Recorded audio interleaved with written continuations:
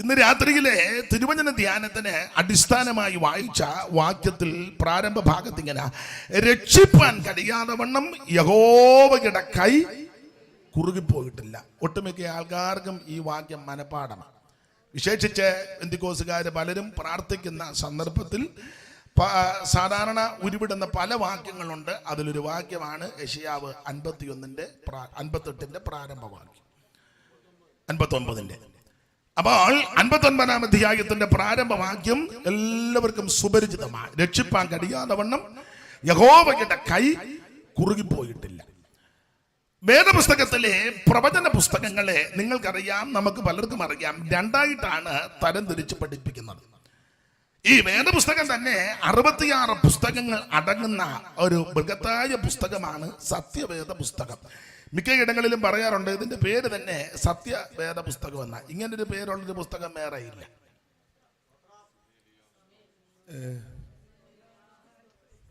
അത് കേട്ടാലെങ്കിലും ഒരു ഇതിന്റെ പേര് തന്നെ ഇതിങ്ങനെ എടുത്തോണ്ട് നെടുക നടക്കുന്നല്ലാതെ നോക്കുന്നില്ലെന്നാ തോന്നുന്നത്. ഇതിന്റെ പേരതാ സത്യ. നിങ്ങൾക്കറിയാം, നമ്മൾ പഠിച്ചിട്ടുണ്ട് 4 വേദം 6 ശാസ്ത്രം 18 പുരാണങ്ങൾ. 4 വേദം 6 ശാസ്ത്രം 18 പുരാണങ്ങൾ. പാടാൻ നേരമില്ലാത്തതുകൊണ്ടാണ്.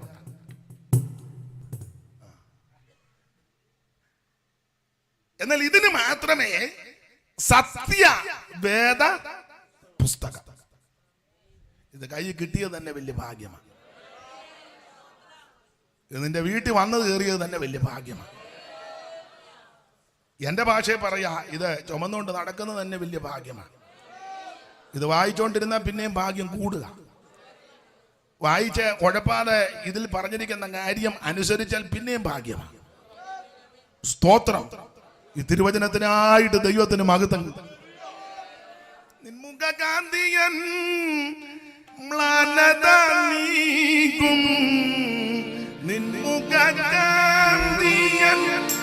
മ്ലാനത നീക്കും, നിൻ മധുരാമൃത വചനം ഇന്നതയാകെ പോകും, നിൻ മധുരാമൃത വചനം ഇന്നതയാകെ പോകും.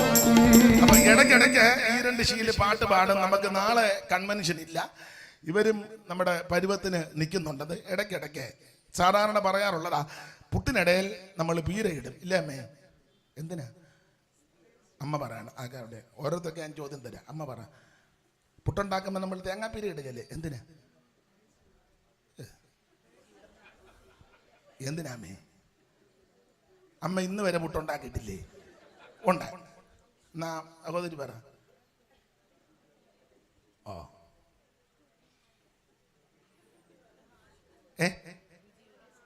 എന്തെല്ലാം ഗുണമുണ്ടെന്നറിയാം തേങ്ങാപ്പീര ഇട്ടാ.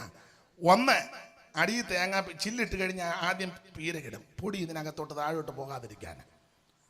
തന്നെയല്ല, ആ തേങ്ങാപ്പീരയുടെ പുറത്ത് വേണം പൊടി നിൽക്കാൻ. പിന്നെ ആൾക്കാർ കൂടുതലുള്ള വീടാണെങ്കിൽ പഴയ അമ്മമാർ ഇടയ്ക്കിടയ്ക്ക് അങ്ങ് പീര ഇടും. അതെന്തിനാ വെച്ചാൽ യോയിക്കുട്ടിക്ക് അരക്കുറ്റി, ബേക്കുട്ടിക്ക് 3/4 കുറ്റി, തങ്കച്ചന് 1 കുറ്റി, കൊച്ചു സാൻകുട്ടിക്ക് 1/4 കുറ്റി. അപ്പൊ ഇത് എന്തിനാന്ന് ചോദിച്ചാൽ ചില്ല്. അങ്ങനെ അമ്മയെ പുട്ടുണ്ടാക്കുന്നത് പറയാമേ? പിന്നെ ഒന്നുമില്ലേ, കൺവെൻഷന് വന്ന് പുട്ടുണ്ടാക്കുന്നെങ്കിലും പഠിച്ചേച്ചു പോകും. പുട്ടിന്റെ പൊടി നനയ്ക്കുകയല്ലേ? അതിന്റെ കണക്കെങ്ങനെയാ? എൻ്റെ ഭാഷ എല്ലാം കൂടെ വാറ്റി നിറയ്ക്കുന്ന നല്ലതാണ്. കണക്കും കാര്യമൊന്നും ഞങ്ങളുടെ അമ്മയൊക്കെ പറഞ്ഞു കേട്ടിട്ടുണ്ട്. കുഴയരുത്, അതാ കുഴയാതിരിക്കുന്നതാ, കുഴയരുത്. അപ്പൊ അമ്മയൊക്കെ പറയുന്നത് കേട്ടിട്ടുണ്ട്. ചില കാര്യങ്ങൾ എനിക്കറിയാം. അപ്പൊ പൊടി നനച്ച് കുറച്ച് വെള്ളം ഒഴിച്ചാ നനയ്ക്കുന്നത്. ഇടയ്ക്ക് അമ്മ ഇങ്ങനെ കൈ കൊണ്ട് ഇതിൻ്റെ തിരുമ്മി നനയ്ക്കുന്നത് കണ്ടിട്ടുണ്ട്. എന്നിട്ടത് കട്ടയെല്ലാം നനച്ച് അതിൻ്റെ കണക്ക് ഇനി അതെല്ലാം പഠിച്ചേച്ച് പോയി. ഇങ്ങനെ ഒരു പിടിയെടുത്ത് പിടിച്ച് കഴിയുമ്പോൾ ഇത് അടന്നു പോകരുത്. അതാ അമ്മ പറഞ്ഞ അധികം കുഴയരുതെന്ന്. ആട്ടെ, നിങ്ങൾ പറയാം, ഓ പുള്ളിയെ അകംകൂടി വന്നിച്ച് പുട്ടുണ്ടാക്കിയ കാര്യം പറഞ്ഞേച്ചാ പോയെന്ന്. അല്ലെങ്കിൽ നിങ്ങൾ എന്തെങ്കിലുമൊക്കെ പറയുമെന്ന് എനിക്കറിയാം. അപ്പം ചില്ലിട്ട് ആവി വരുമ്പോൾ ഈ കുറ്റിക്കകത്ത് ചില്ലിട്ട് ആദ്യം ഇച്ചിരി തേങ്ങാപ്പീര, പിന്നെ ഇച്ചിരി പൊടി, പിന്നെ തേങ്ങ. അത് പരാതിനെ അനുസരിച്ചാണ്. ഇതിന് പല ഗുണമുണ്ട്. ഒന്ന്, പൊടി ഈ ചില്ലിനകത്തൂടെ താഴോട്ടധികം പോവുകയില്ല. 2, ആവി പെട്ടെന്ന് വരും. 3, രുചി കൂടും. 4, മുമ്പേ പറഞ്ഞതാ, ഓരോരുത്തരുടെ പ്രാപ്തി അനുസരിച്ച് കാക്കുറ്റി, അരക്കുറ്റി, മുക്കാക്കുറ്റി, 1 കുറ്റി, 3 കുറ്റി അടിക്കുന്നവരും നമ്മുടെ ഇടയിൽ ഉണ്ട്. ഈ അടുത്ത കാലത്ത് ഒരു വീട്ടിൽ ചെന്നപ്പോൾ ഒരു അമ്മ, നല്ല കട്ടയാനൊരു അമ്മ നല്ല ജോലിയൊക്കെ ചെയ്യുന്ന അമ്മയല്ല, ചുമ്മാ അല്ല. അമ്മ പറഞ്ഞു, പാസ്റ്റർ ഞാനിപ്പോൾ 98 വയസ്സുണ്ട്. അപ്പോൾ ഞങ്ങൾ സംസാരിച്ച കൂട്ടത്തിൽ പറഞ്ഞ് ഞാൻ ചോദിച്ചു, ഭക്ഷണം ഞാനിപ്പോൾ 3 കുറ്റി പുട്ടൊക്കെ കഴിക്കുമെന്ന്. അപ്പം അമ്മ ആരോഗ്യമുള്ള അമ്മ, ജോലിയും ചെയ്യുന്ന അമ്മയാണ്, അല്ല ചുമ്മാ കഴിച്ചുകൊണ്ട് തന്നെ ഇരിക്കുന്ന അമ്മയല്ല. അപ്പം എന്തായാലും ഈ പുട്ടിനിടെ പീര കിട്ടുന്നത് പോലെ ഇന്ന് രാത്രി പ്രസംഗത്തിനിടെ ഇടയ്ക്കിടയ്ക്ക് അതെന്തിനാന്ന് ചോദിച്ചാൽ വേറൊരു ഗുണവും കൂടെ വരും. 1, ഉറങ്ങുന്നവർ അന്നേരം വന്ന് എഴുന്നേൽക്കും. 2, പാട്ടിനോട് താല്പര്യമുള്ള ചിലര് ഉണ്ട്. അപ്പൊ സ്വരവും ട്യൂണും അത്ര നല്ലതല്ലെങ്കിലും ഇവര് പിന്നിലുള്ളത് കൊണ്ട് ഒരു തരത്തിൽ ഒപ്പിച്ചു കൊണ്ടുവരിക. പിന്നെ 3, ഇടയ്ക്കിടയ്ക്ക് ഒരേ പാട്ട് പാടുമ്പം 8:30 പോകേണ്ടവർക്ക് ആ ഇടയ്ക്കത്തെ പാട്ടിന് ഇറങ്ങിപ്പോകാം. 9 പോകേണ്ടവർക്ക് പോകാം.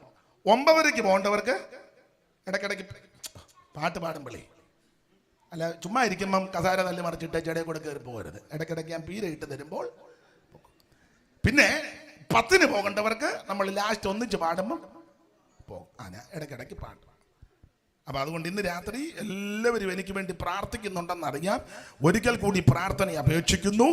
അപ്പോൾ ഈ ഒരു പുസ്തകത്തിന് മാത്രമേ സത്യവേദ പുസ്തകം, ഇതാണ് സത്യവേദം. ഇതെടുത്തതാണ് നമ്മുടെ ഭാഗ്യം. ഇത് ചുമക്കുവാനിടയായത് വലിയ ഭാഗ്യമാണ്. എന്നെ കേൾക്കുന്ന അഭിഷിക്ത ദാസന്മാരോട് പറയുക, ഇതിനകത്തെ വാക്യങ്ങൾ വലിയ പ്രസംഗ പാഠമോ ഒന്നുമില്ലെങ്കിലും കൊത്തയാന്നേലും 10 വാക്യം ആ മുക്കിന് മൂലയ്ക്ക് നിന്ന് വിളിച്ചു പറയുന്നത് ഒരു ഭാഗ്യമാണ്. യഹോവയുടെ വചനം തീ പോലെയും പാറയെ തകർക്കുന്ന ചുറ്റികയാ.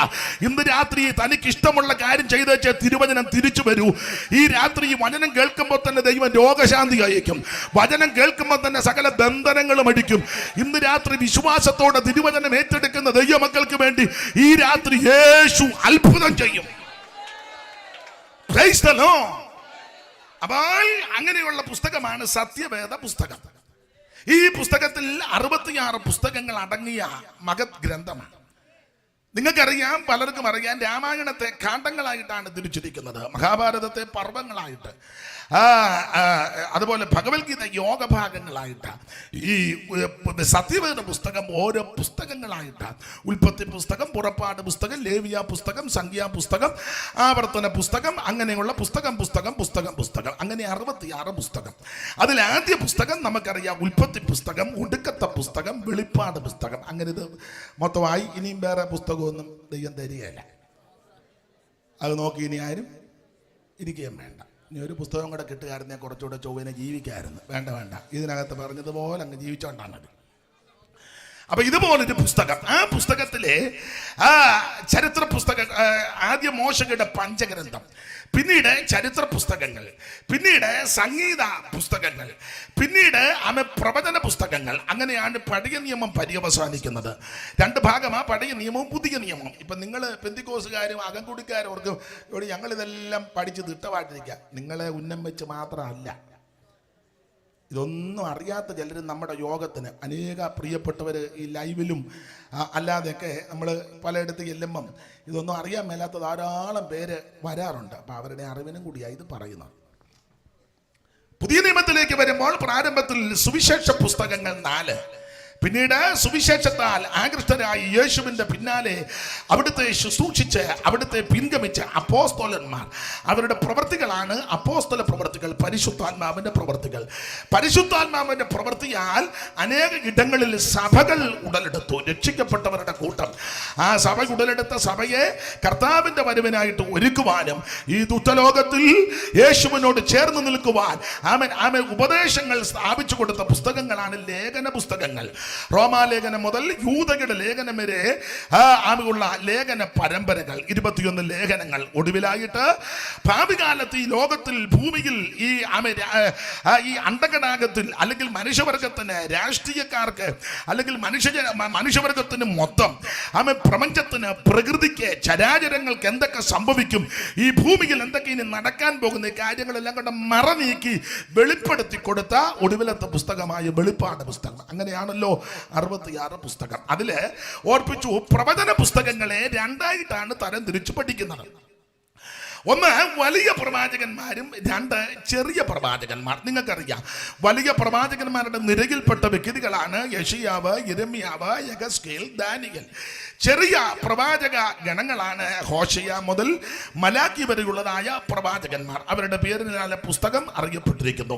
ഇന്ന് രാത്രി നമ്മൾ വായിച്ചിരിക്കുന്നത് വലിയ പ്രവാചകന്മാരുടെ നിരയിൽപ്പെട്ട യെശയ്യാ പ്രവാചകന്റെ പുസ്തകം 59-ാം അധ്യായത്തിന്റെ പ്രാരംഭ വാക്യമാണ് ഈ രാത്രിയിലെ തിരുവചന ചിന്തയ്ക്ക് അടിസ്ഥാന വാക്യമായിട്ട് വായിച്ചത്. രക്ഷിപ്പാൻ കഴിയാതെ വണ്ണം യഹോവയുടെ കൈ കുറുകിപ്പോയിട്ടില്ല. നിങ്ങൾക്കറിയാം, പലർക്കും അറിയാം, യെശയ്യാ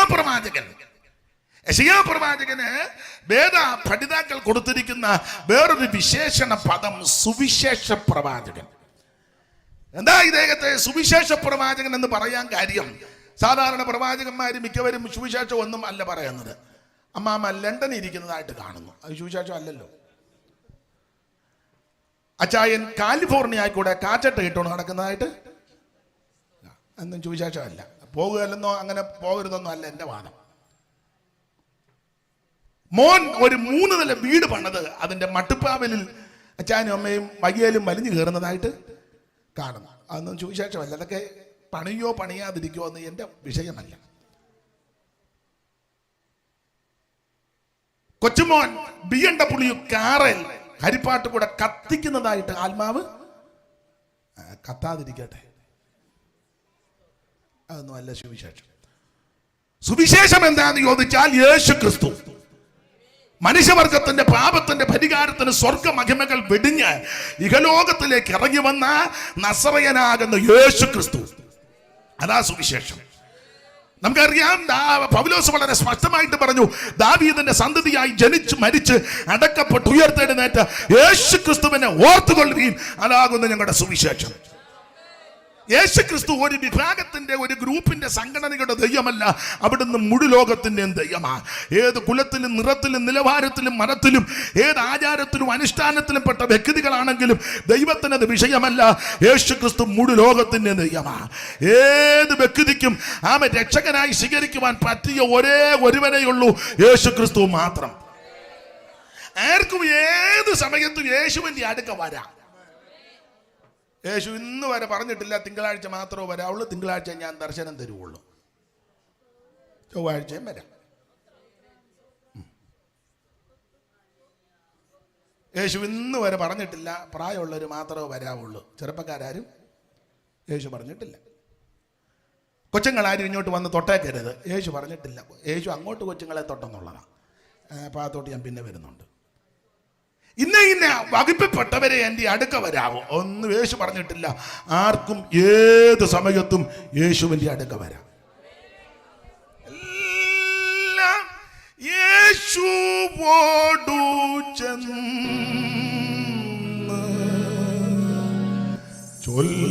ചൊല്ലിടുമ്പോൾ താൻ കേൾക്കും. എല്ലാം യേശുവോടു ചെന്ന്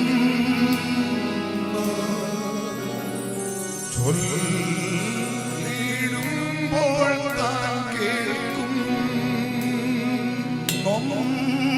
പരമേറെ സഹിച്ചു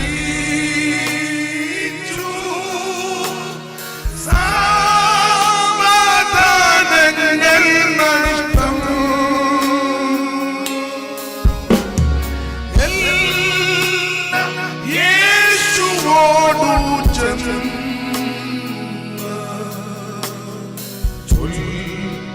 ചൊല്ലിടായ നിമിത്തം. ഏത് വ്യക്തിക്കും യേശു ക്രിസ്തുവിന്റെ അടുക്ക വരാ.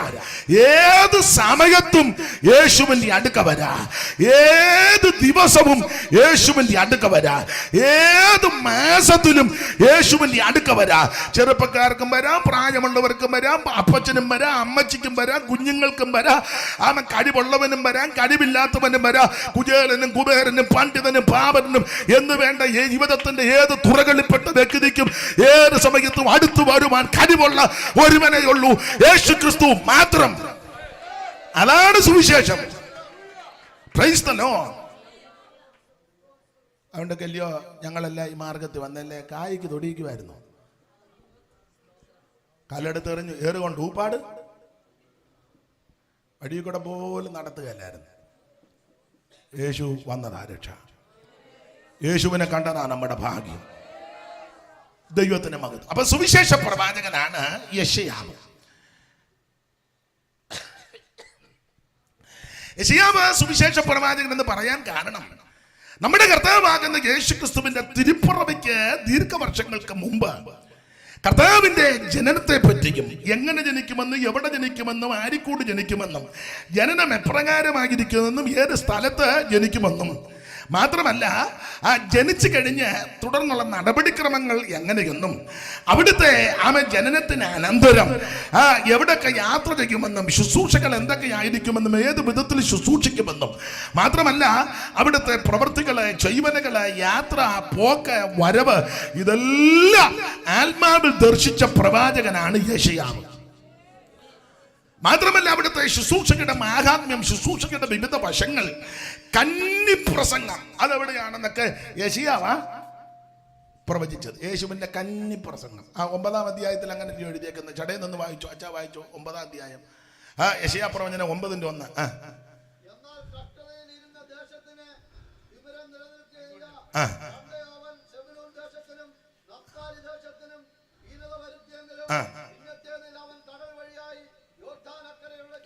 മൈക്കിനെ ഒന്ന് ഓളിയും കൊടുത്തരാ. മൈക്കിന് ഒന്ന് ഓളിയും കൊടുത്തരാ. മൈക്ക് കൂടെ ഒന്ന് വായിച്ചോ. എന്നാൽ കഷ്ടതയിലിരുന്ന ദേശത്തിന് തിമിരം നിൽക്കുകയില്ല. പണ്ടേ അവൻ സെബൂലൂൻ ദേശത്തിനും നഫ്താലി ദേശത്തിനും ഹീനത വരുത്തിയെങ്കിലും പിന്നത്തേതിൽ അവൻ കടൽ വഴിയായി യോർദാൻ അക്കരെയുള്ള ജാതികളുടെ മണ്ഡലത്തിന് മഹത്വം വരുത്തും. ഇരുട്ടിൽ നടന്ന ജനം വലിയ ഒരു വെളിച്ചം കണ്ടു. അപ്പൊ ശ്രദ്ധിക്കുക, നമ്മുടെ കർത്താവാകുന്ന യേശു ക്രിസ്തുവിന്റെ എന്റെ ഭാഷ പറഞ്ഞ കന്നിപ്രസംഗം അതെവിടാണെന്ന് ആദ്യം പ്രവചിച്ച ആളായ യെശയ്യാവ്.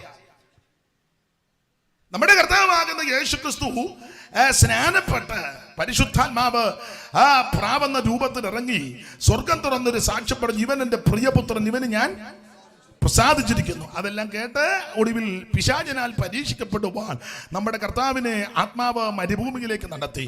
ആ പരീക്ഷകളിൽ യേശു ജയിച്ചു. വിവിധ പരീക്ഷകൾ വന്നതിനെല്ലാം യേശു ജയിച്ച് മുമ്പോട്ട് വന്ന് ആദ്യത്തെ പ്രസംഗം നഫ്താലിയുടെ സെബൂലൂന്റെ ആ തീരത്ത വായിച്ച് മത്തായി സുവിശേഷം 24-ാം അധ്യായത്തിന്റെ 14 മുതൽ ഒന്ന് വായിച്ചാണ്ട്.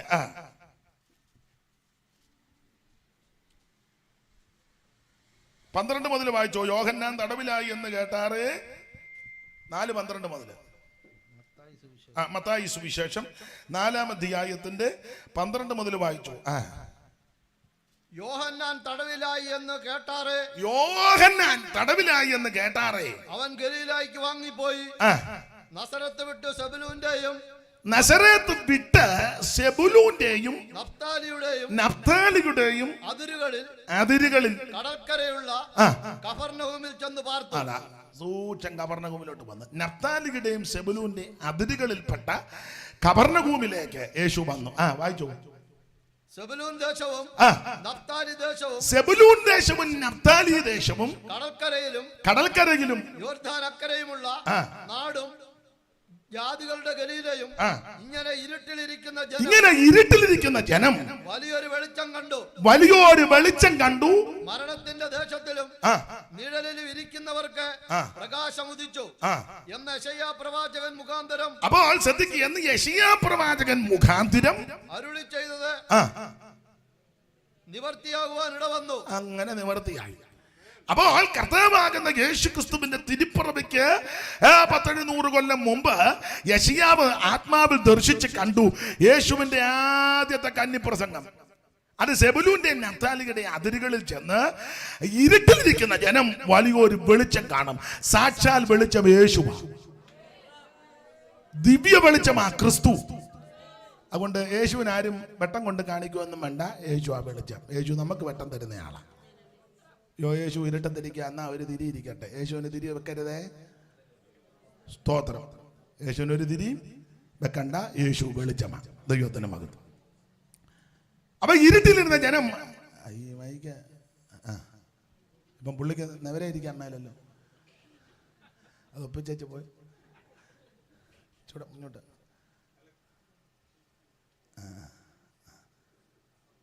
പോട്ടെ, കുഴപ്പമില്ല, നമുക്ക് അടുത്ത യോഗത്തിന് കുറച്ചുകൂടെ. അപ്പൊ ശ്രദ്ധിക്കുക. അപ്പൊ യെശയ്യാ പ്രവാചകൻ 9-ാം അധ്യായത്തിൽ ആത്മാവിൽ ദർശിച്ച് പ്രവചിച്ചു യേശു ക്രിസ്തുവിന്റെ ആദ്യത്തെ പ്രസംഗ പരമ്പര ഇവിടെ തുടങ്ങും. അത് സൂക്ഷം കർത്താവ് ഇവിടെ തുടങ്ങി. ഇരുട്ടിയിരുന്ന ജനം വലിയൊരു വെളിച്ചം, ജാതികളുടെ ഗലീല തുടങ്ങിയുള്ള ഏരിയ മുഴുവൻ പിടിക്കപ്പെടുക. അപ്പോൾ ഇങ്ങനെയുള്ള കാര്യങ്ങൾ പ്രവചിച്ചയാളാണ് യെശയ്യാ പ്രവാചകൻ. മാത്രമാണോ നമ്മുടെ കർത്താവിന്റെ കഷ്ടാനുഭവങ്ങൾ. യെശയ്യാ പ്രവചനം 53-ാം അധ്യായം അവിടുത്തെ കഷ്ടാനുഭവങ്ങളുടെ നീണ്ട പട്ടികയാ. അതെല്ലാം പ്രവചനക്കുന്ന് കയറി ആത്മാവിൽ ദർശിച്ച് അടുക്കടുക്കടുക്കടുക്കായിട്ട് പ്രവചിച്ചയാളാ യെശയ്യാ പ്രവാചകൻ. മാത്രമാണോ അവിടുത്തെ തിരുമരണം, അവിടുന്ന് എങ്ങനെ മരിക്കും, മരിച്ചു കഴിഞ്ഞ് അവിടുത്തെ എവിടെ അടക്കും, ആ അടക്കത്തിന്റെ ക്രമീകരണം, ഇതെല്ലാം ആത്മാവിൽ ദർശിച്ച ആളാണ് യെശയ്യാ പ്രവാചകൻ. മാത്രമാണോ അവിടുത്തെ ഉയർപ്പ്, സ്വർഗാരോഹണം, തിരിച്ചുള്ള വരവ്, അതിനുശേഷം ആമേ ഭാഗത്തേക്ക് പോകുന്നില്ല. നിങ്ങൾക്കറിയാം 1000 ആണ്ട് വാഴ്ച, 1000 വർഷം ദൈവമക്കളും കൂടെ ചേർന്ന് ഈ ഭൂമി ഭരിക്കും. അതുകൊണ്ടാണ് നമ്മളിൽ ഈ വചനത്തിൽ നല്ല തിട്ടമുള്ള ദൈവമക്കൾ ഈ 5 വർഷത്തെ ഭരണത്തിന് കടിപിടി കൂട്ടാത്തത്. എൻ്റെ ഒരു കാരണം, നമ്മൾ 1000 വർഷം ഭരിക്കാൻ പോവുക.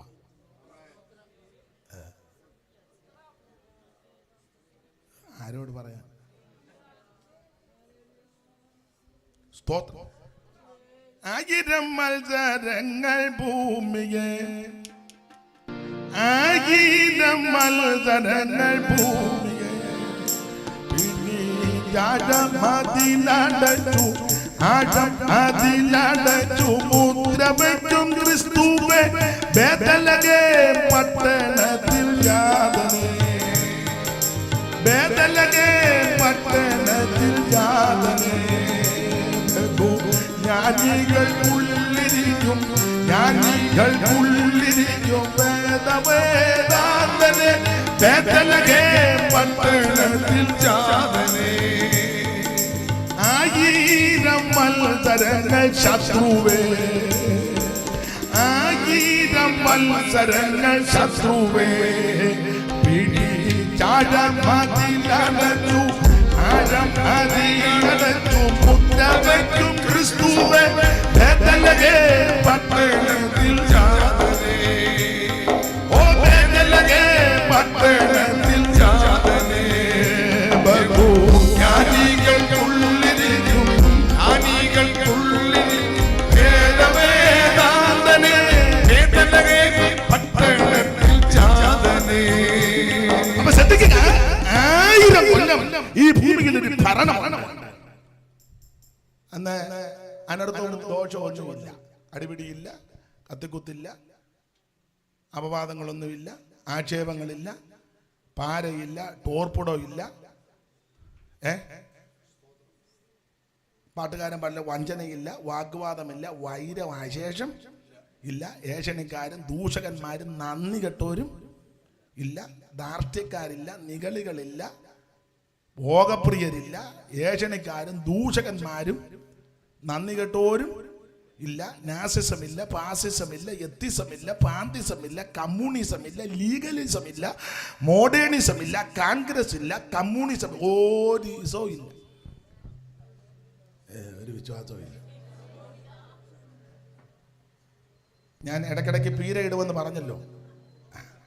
വേട്ടമല്ല പണ്ടൊരു പാട്ട് പാടി, ഇസങ്ങളി പാരിലെല്ലാം ഈശനി പാരിടം ഭരിച്ചിടുമ്പോൾ, ഇസങ്ങളി പാരിലില്ല ഈശനി പാരിടം ഭരിച്ചിടുമ്പോൾ, ഇസങ്ങളി പാരിലില്ല ഈശനി പാരിടം ഭരിച്ചിടുമ്പോൾ, അന്ന് മുതലാളി തൊഴിലാളി പണ്ഡിതർ പാമരർ ദരിദ്രരും എങ്ങുമില്ല.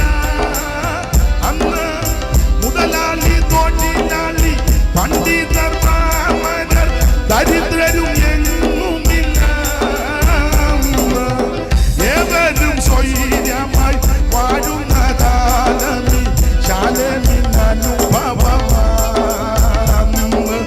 ഏവരും സ്വൈര്യമായി വാഴുന്ന കാലമി ശാലമിൻ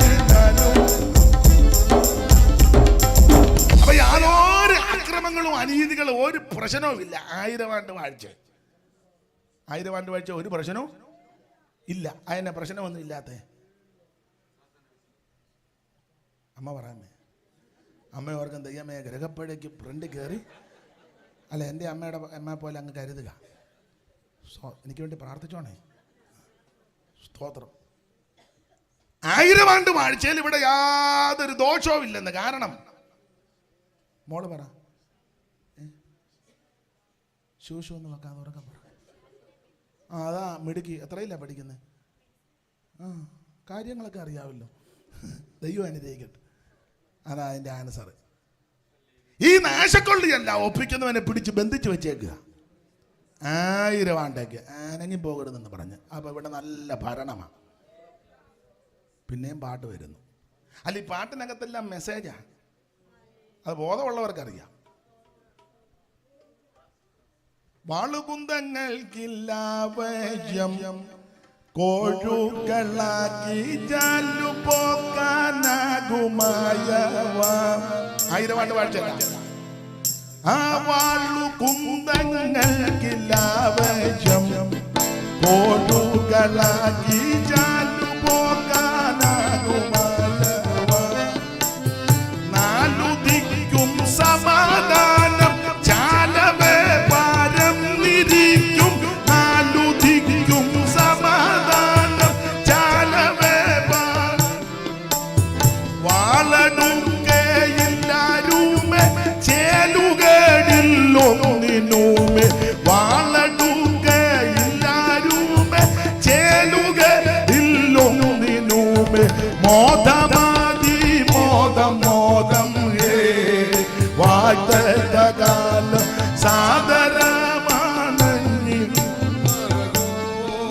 ഓ മോദം ആദി മോദം മോദം ഹേ വാഴ്ത്തകാലം സാദരം.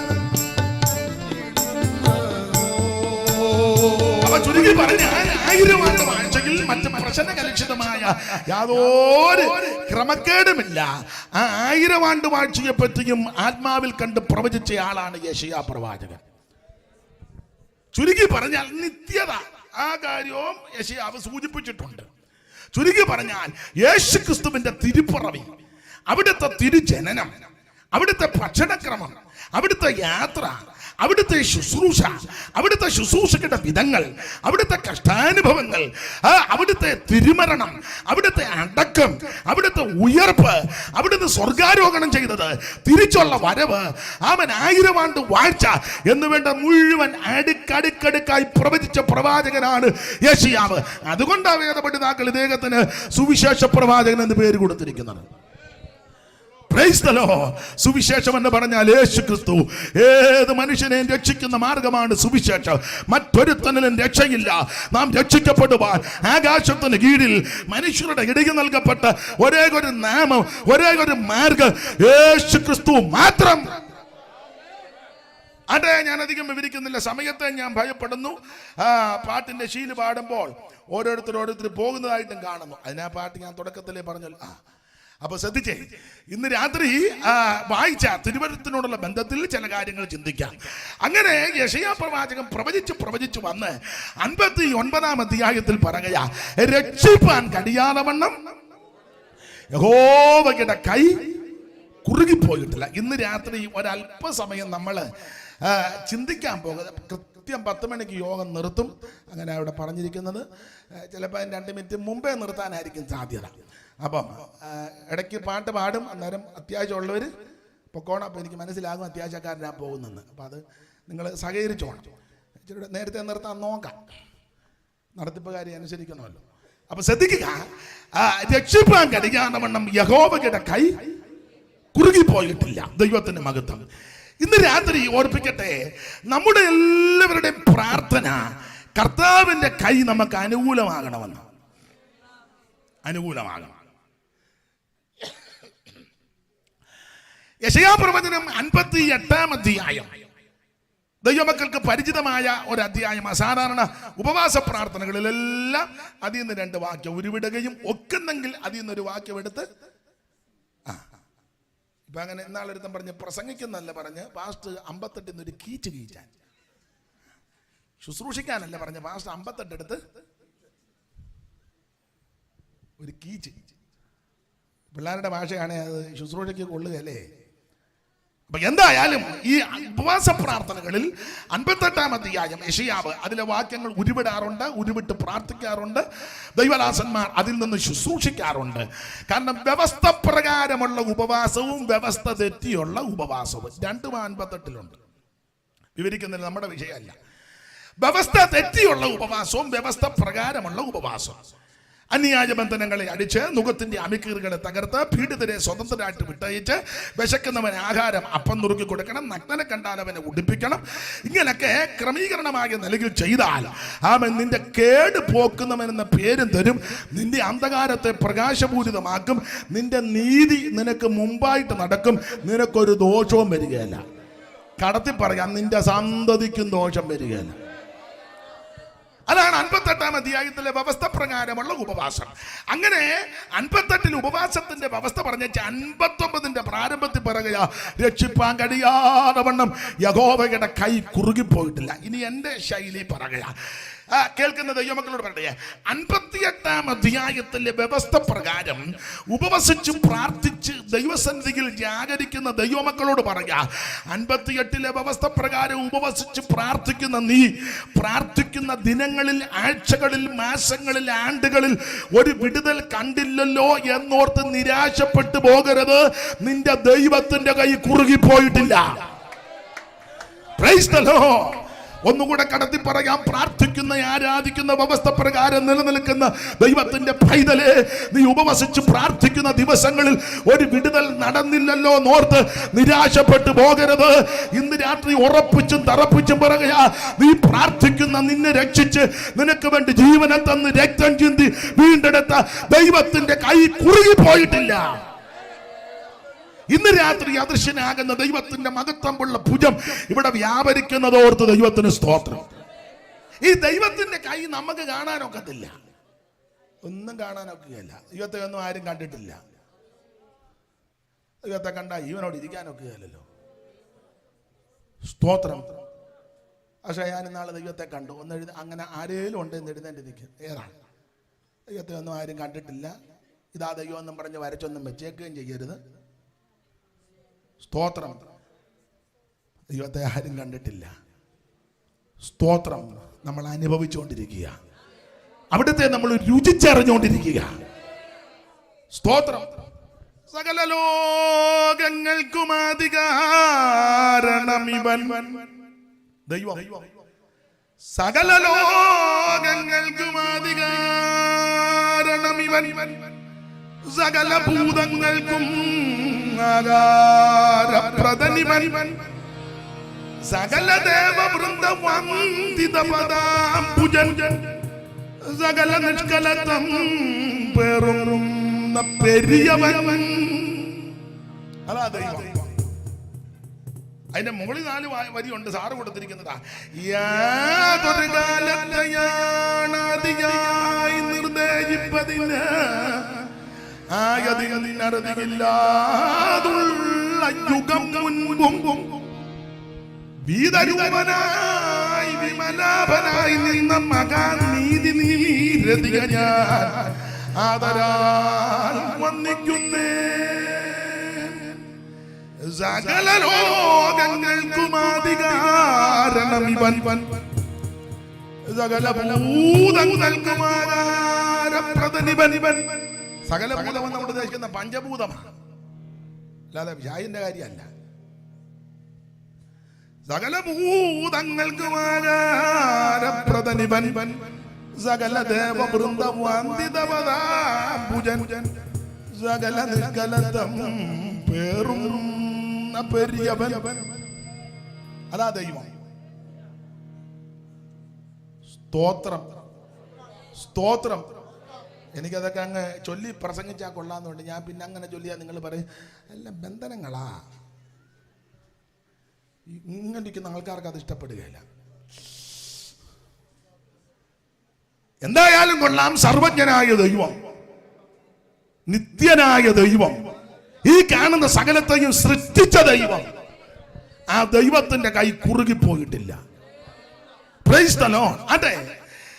അപ്പോൾ ഇന്ന് രാത്രി നമ്മൾ ചിന്തിക്കാൻ പോകുന്ന ചെറിയൊരു ചിന്താ വിഷയം, ദൈവത്തിന്റെ കൈ വന്നാൽ അല്ലെങ്കിൽ ദൈവത്തിന്റെ കരത്തിന്റെ സ്പർശനമേറ്റാൽ എന്തൊക്കെ നടക്കും.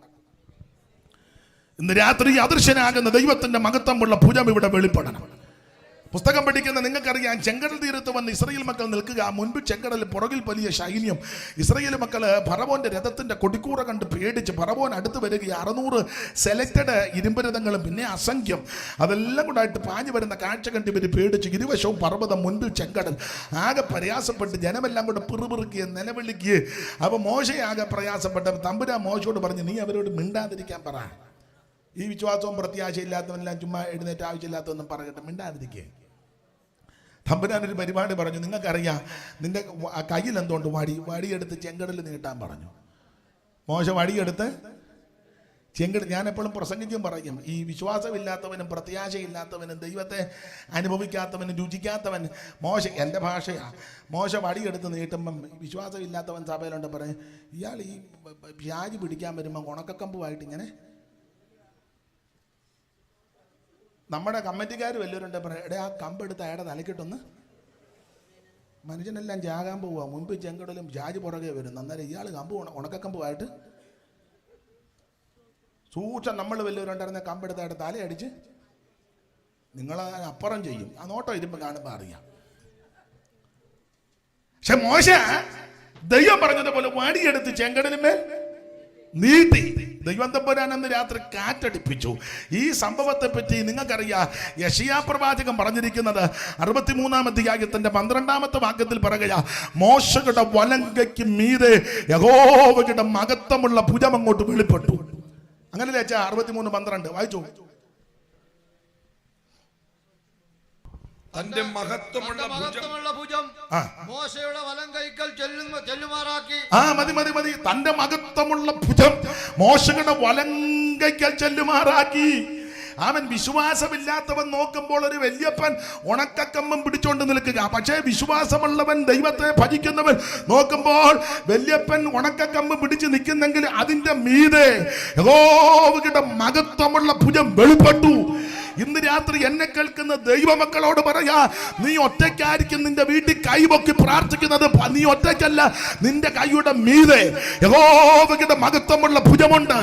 സഭയ്ക്കകത്ത് 2-3 പേരെ ഉള്ളായിരിക്കും കരമുയർത്തി പ്രാർത്ഥിക്കാൻ മതി. ആ 2-3 പേരുടെ കരത്തിന് മീതെ യഹോവയുടെ മഹത്വമുള്ള ഭുജമുണ്ട്. ദേശം വിടിവിക്കപ്പെടുവാൻ അവിടെ വടങ്ങളിലിരുന്ന് 1-2 പേര് കരമുയർത്തി ജാഗരിക്കും. നിരാശപ്പെട്ടു പോകരുത്. നിങ്ങളുടെ കരത്തിന് മീതെ യഹോവയുടെ മഹത്വമുള്ള ഭുജമുണ്ട്. നീട്ടിയാത്രക്കരത്താലും പരിചു താൽമശക്തിയാലും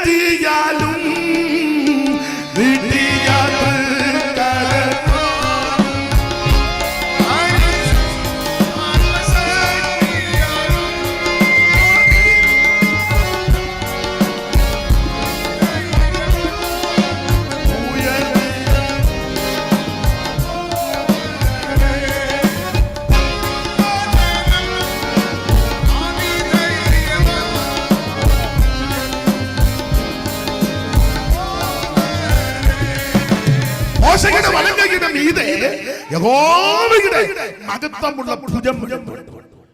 ഇന്ന് രാത്രി പ്രാർത്ഥിക്കുന്ന മാതാക്കളോടും പിതാക്കന്മാരോടും സഹോദരി സഹോദരന്മാരോട് ദൈവത്തിന്റെ വചനത്തിന്റെ അടിസ്ഥാനത്തിൽ ദൈവദാസൻ എന്നുള്ള നിലയിൽ ഇന്ന് രാത്രി വചനത്തിന് ഉറപ്പിക്കാൻ നിന്റെ കൈയുടെ മീതെ യഹോവയുടെ മഹത്വമുള്ള ഭുജമുണ്ട്.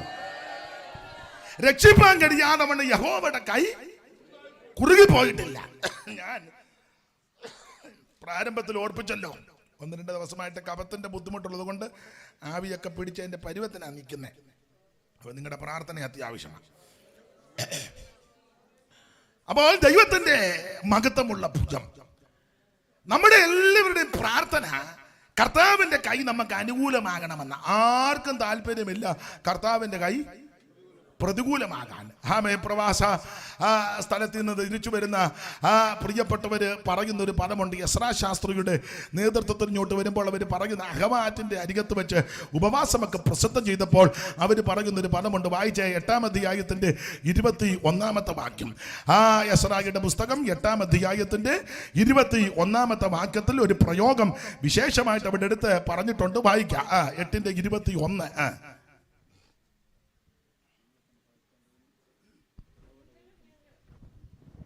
അനന്തരം ഞങ്ങൾ ഞങ്ങളുടെ ദൈവത്തിന്റെ സന്നിധിയിൽ ഞങ്ങളെ തന്നെ താഴ്ത്തേണ്ടതിനും ഞങ്ങൾക്കും ഞങ്ങളുടെ കുഞ്ഞുകുട്ടികൾക്കും ഞങ്ങളുടെ സകല സമ്പത്തിനു വേണ്ടി ശുഭയാത്ര അവനോട് യാചിക്കേണ്ടതിനും ഞാൻ അവിടെ അഹവാറ്റിനരികത്ത് വെച്ച് ഒരു ഉപവാസം പ്രസിദ്ധപ്പെടുത്തി. അടുത്ത വാക്യം. ഞങ്ങളുടെ ദൈവത്തിന്റെ കൈ അവനെ അന്വേഷിക്കുന്ന ഏവർക്കും അനുകൂലമായും അവനെ ഉപേക്ഷിക്കുന്ന ഏവർക്കും പ്രതികൂലമായും. ഇതാണ് കരത്തിന്റെ വിശേഷത. ദൈവത്തെ അന്വേഷിക്കുന്നവർക്കെല്ലാം ഈ കൈ അനുകൂലമാണ്. ദൈവത്തെ അന്വേഷിക്കുന്ന ബുദ്ധിമാനുണ്ടോ എന്ന് ദൈവം സ്വർഗത്തിൽ നിന്ന് നോക്കിക്കൊണ്ടിരിക്കുക. ഇന്ന് രാത്രി ദൈവത്തെ സേവിക്ക്, ദൈവത്തെ ഭജിക്ക്, ദൈവത്തെ ആരാധിക്ക്, ദൈവസന്നിധി സമർപ്പിക്ക്. സത്യദൈവവും നിത്യദൈവവും ഏകദൈവവും സാക്ഷാൽ ദൈവമാകുന്ന യേശുക്രിസ്തുവിന്റെ സന്നിധിയിൽ സമർപ്പിക്ക്. അവിടുത്തെ കൈ നിനക്ക് അനുകൂലമാണ്. ദൈവം അനുകൂലമെങ്കിൽ നമുക്ക് പ്രതികൂലം ആരെന്നാ? അതൊരു ചോദ്യചിഹ്നമിട്ട ആരുമില്ല. പ്രതികൂലം ദൈവം അനുകൂലമാണ്. അപ്പോൾ അന്വേഷിക്കുന്ന ഏവർക്കും അവിടുത്തെ കരം അനുകൂലമാണ്. എന്നാൽ അവിടുത്തെ ഉപേക്ഷിക്കുന്ന, ത്യജിക്കുന്ന, തള്ളിക്കളയുന്നവർക്ക് ഈ കൈ പ്രതികൂലമായിട്ട് വരും. ഇന്ന് രാത്രി എന്നെ കേൾക്കുന്ന ആർക്കും ഈ കരം പ്രതികൂലമാകരുത്. ഇവിടെ കൂടപ്പെട്ടവർക്കും കേൾക്കുന്നവർക്കെല്ലാം അവിടുത്തെ തിരുക്കരം അനുകൂലമായിട്ടിരിക്കട്ടെ. എന്താ അവിടുത്തെ കരത്തിന്റെ പ്രത്യേകത? ആ പ്രത്യേകതയെ പറ്റി അലങ്കാര ഭാഷയിലെ ഉപമകളും ഉപമാനങ്ങളും ഒക്കെ ആയിട്ടാ ഉത്തമഗീതത്തിലെ പല വാക്യങ്ങൾ. അതങ്ങനെ വ്യാഖ്യാനിച്ച് പഠിക്കുന്നതാണ് കുറച്ചുകൂടെ നല്ലത്. അപ്പോൾ കർത്താവാകുന്ന യേശുക്രിസ്തുവിന്റെ അംഗപ്രത്യംഗ വർണ്ണന വ്യാഖ്യാനിക്കുമ്പോൾ വ്യാഖ്യാന ശാസ്ത്രം ആ വിധത്തിലാണ് കൊണ്ടുവന്ന് പഠിപ്പിക്കുന്നത്. അപ്പോൾ ഉത്തമഗീതങ്ങളുടെ പുസ്തകം 5-ാം അധ്യായത്തിന്റെ 14-ാമത്തെ വാക്യത്തിൽ അവിടുത്തെ കരത്തിന്റെ വിശേഷതയെ പറ്റി ഒരു പ്രയോഗമുണ്ട്. വായിച്ചേ. നിങ്ങൾ ആരെയും ചടികടാന്ന് വാക്യം വന്ന് വായിച്ചു തരികയാണെങ്കിൽ വലിയ ഉപകാരമായിരിക്കും. അച്ചായൻ അവിടെ വെളിച്ചത്തിന്റെ അല്പം ബുദ്ധിമുട്ടുണ്ടെന്ന് എനിക്കറിയാം. 5:14 വലത്ത് വശത്ത് മേളിലാമേ. അവന്റെ കൈകൾ ഗോമേതകം പതിച്ചിരിക്കുന്ന സ്വർണ്ണനാളങ്ങൾ. മതി. ഈ ഉത്തമഗീതങ്ങളുടെ പുസ്തകം 5-ാം അധ്യായം ഒറ്റപ്പാക്കിൽ പറഞ്ഞാൽ ഇടയച്ചെറുക്കനാകുന്ന, പ്രേമസ്വരൂപനാകുന്ന, മണവാളനാകുന്ന ഇടയച്ചെറുക്കനാകുന്ന ഇടയച്ചെറുക്കന്റെ അംഗപ്രത്യംഗ വർണ്ണനയാണ്. അത് യേശുക്രിസ്തുവിന് നിഴലായിട്ട് നിൽക്കുക. 5-ാം അധ്യായത്തിന്റെ 10 മുതൽ വായിച്ചേ. അത് വളരെ കൃത്യമായിട്ട് എഴുതിയിട്ടുണ്ടല്ലോ. വായിച്ചേ.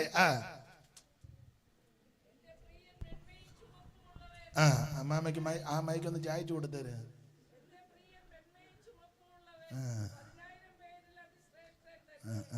അവന്റെ ശിരസ്സെ അതിവിശേഷമായ തങ്കം, അവന്റെ കുറുനിരകൾ ചുരുണ്ടും കാക്കയെ പോലെ കറുത്തുമിരിക്കുന്നു. അവന്റെ കണ്ണ് നീർത്തോടുകളുടെ അരികത്തുള്ള പ്രാവുകൾക്ക് തുല്യം. നമ്മുടെ ആള് തന്നെയല്ലേ? അല്ല, ഇടയ്ക്കിടയ്ക്ക് മൈക്ക് നിന്ന് മുട്ടുന്ന വേറെ വല്ല തള്ളയാന്ന്. വായിച്ചോ. അത് പാലുകൊണ്ട് കഴുകിയതും ചേർച്ചയായി പതിച്ചതുമാകുന്നു.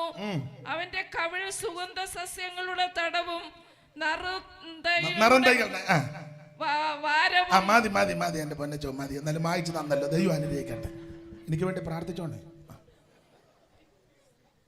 അവൾ ഉത്തമഗീതങ്ങളുടെ പുസ്തകം 5-ാം അധ്യായത്തിന്റെ 10 മുതൽ ഇടയച്ചെറുക്കനാകുന്ന യേശുക്രിസ്തുവിന്റെ അംഗപ്രത്യംഗ വർണ്ണനയാണ് എന്ന് പറഞ്ഞാൽ തലമുടി മുതല് എന്റെ ഭാഷ പറഞ്ഞ നഖം വരെ അങ്ങോട്ട് വർണ്ണിക്കുക. വർണ്ണിക്കാൻ കൊള്ളാവുന്നവനായ യേശു. ഇതുപോലെ യോഗ്യനായ, ശ്രേഷ്ഠനായ, ഉന്നതനായ, മഹിമയുള്ള, മഹത്വമുള്ള വേറൊരുത്തൻ ഇല്ല, ഉണ്ടായിട്ടുമില്ല, ഇനി എങ്ങും ഉണ്ടാകുകയില്ല. സ്തോത്രം. നല്ല ലക്ഷണമൊത്തവനാ ക്രിസ്തു. TKS പാടിയ പാട്ടുണ്ടല്ലോ, ഉന്നത ദൈവ നന്ദനുലകിൽ വന്നിതു കന്യാജാതനായി. ഉന്നത ദൈവ നന്ദനുലകിൽ വന്നിതു കന്യാജാതനായി. ഇന്നോളം ഒരാൾ വന്നില്ലിതുപോൽ തന്നവതാരം നിസ്തുലം. ഇന്നോളം ഒരാൾ അന്നവതാരം അത്ഭുത പുരുഷൻ ക്രിസ്തു തന്റെ മഹിമാനിസ്തുലം. അത്ഭുത പുരുഷൻ ക്രിസ്തു തന്റെ മഹിമാനിസ്തുലം. ഇത്ര പ്രകാരയുക്തവനാകും ഒരുത്തനെ ഉലകിൽ കാണുന്നു. ഇത്ര പ്രകാരയുക്തവനാകും ഒരുത്തനെ ഉലകിൽ കാണുമോ. എന്തോ അത്ഭുത പുരുഷൻ ക്രിസ്തു തന്റെ മഹിമാനിസ്തുലം. എന്തോ അത്ഭുത പുരുഷൻ ക്രിസ്തു തന്റെ മഹിമാനിസ്തുലം. കല്ലശലേഷം കാണുന്നില്ലി മനുജനിലം നുരജയുനാൻ. കല്ലശലേഷം കാണുന്നില്ലി മനുജനിലം നുരജയുനാൻ. മരണമതിൽ വിധിയെഴുതി ജനവനെ പ്രതിമാത്രം ഭൂമിയത്ഭുതം. മരണമതിൽ വിധിയെഴുതി ജനവനെ പ്രതിമാത്രം ഭൂമിയത്ഭുതം. അത്ഭുത പുരുഷൻ ക്രിസ്തു തന്റെ മഹിമാനിസ്തുലം. അത്ഭുത പുരുഷൻ ക്രിസ്തു തന്റെ മഹിമാനിസ്തുലം. കരമുയർത്തി കർത്താവിന് മഹത്വം കൊടുക്കുക. ഇതുപോലെ ശ്രേഷ്ഠനായ, യോഗ്യനായ, ഉന്നതനായ, മഹിമയുള്ള, മഹത്വമുള്ള, പാപം ചെയ്യാത്ത, പാപമില്ലാത്ത, പാപവേശാത്ത പരമവിശുദ്ധൻ വേറെ ആരും ഉണ്ടായിട്ടില്ല, ഇനി ഉണ്ടാകത്തുമില്ല. അവൻ TKS വേറൊരു പാട്ടി പറഞ്ഞിട്ടുണ്ട്, അവനൊപ്പം പറയാൻ ഒരാളുമില്ല, അവനെപ്പോലെ ആരാധ്യൻ വേറെ ആരുമില്ല. അവനെ ശരണമാക്കിയാലാണ് നമ്മുടെ ഭാഗ്യം. നീ യേശുക്രിസ്തുവിനെ ആരാധിക്കുന്നതാ നിന്റെ ഭാഗ്യം. നീ യേശുക്രിസ്തുവിനെ രക്ഷിതാവായി സ്വീകരിച്ചതാ നിന്റെ ഭാഗ്യം. ക്രിസ്തു ഈ ഭവനത്തിന്റെ നായകനായതാ നിന്റെ കുടുംബത്തിന്റെ രക്ഷ. Price the Lord. ഇതുപോലെ ശ്രേഷ്ഠൻ. അത് സബ്ജക്റ്റ് അതല്ലാത്തത് കൊണ്ട് അധികം നിൽക്കുന്നില്ല. അപ്പോൾ ഉത്തമഗീതങ്ങളുടെ പുസ്തകം 5-ാം അധ്യായത്തിൽ ആ ഇടയച്ചെറുക്കന്റെ അംഗപ്രത്യംഗ വർണ്ണനയാ. 10-ാം വാക്യം മുതൽ. അമ്മാമേ 10-ാം വാക്യം ഒന്നുകൂടെ വായിച്ചു. എന്റെ പ്രിയൻ മെന്മയും ചുമപ്പുമുള്ളവൻ. ഒരു കാര്യം, ഏതല്ല അമ്മാമയല്ലേ വായിക്കാൻ, അച്ഛമ്മയ്ക്ക് അത് ഉരിഞ്ഞെടുത്തേ, അതിട്ട് അങ്ങോട്ടും ഇങ്ങോട്ടും ആട്ടിയ തള്ളയുടെ മോന്തൊക്കെ എങ്ങനെ കൊണ്ടെങ്കിൽ പിന്നെ ഊരിക്കോ അച്ഛാ. അയ്യോ അങ്ങനെ തന്നെ. എന്റെ പ്രിയൻ മെന്മയും ചുമപ്പുമുള്ളവൻ, 10,000 പേരിൽ അതിശ്രേഷ്ഠൻ തന്നെ. എന്റെ പ്രിയനോ വെണ്മയും ചുമപ്പുമുള്ളവൻ എന്ന് പറഞ്ഞ വെണ്മയും ചുമപ്പും കൂടെ ഇടകലർന്നാൽ അത് വർണ്ണിക്കാനൊന്നും ഒക്കത്തില്ല. ലോകത്തിൽ ഒരുത്തനും അവിടുത്തെ വർണ്ണിച്ചാൽ ഒക്കത്തില്ല.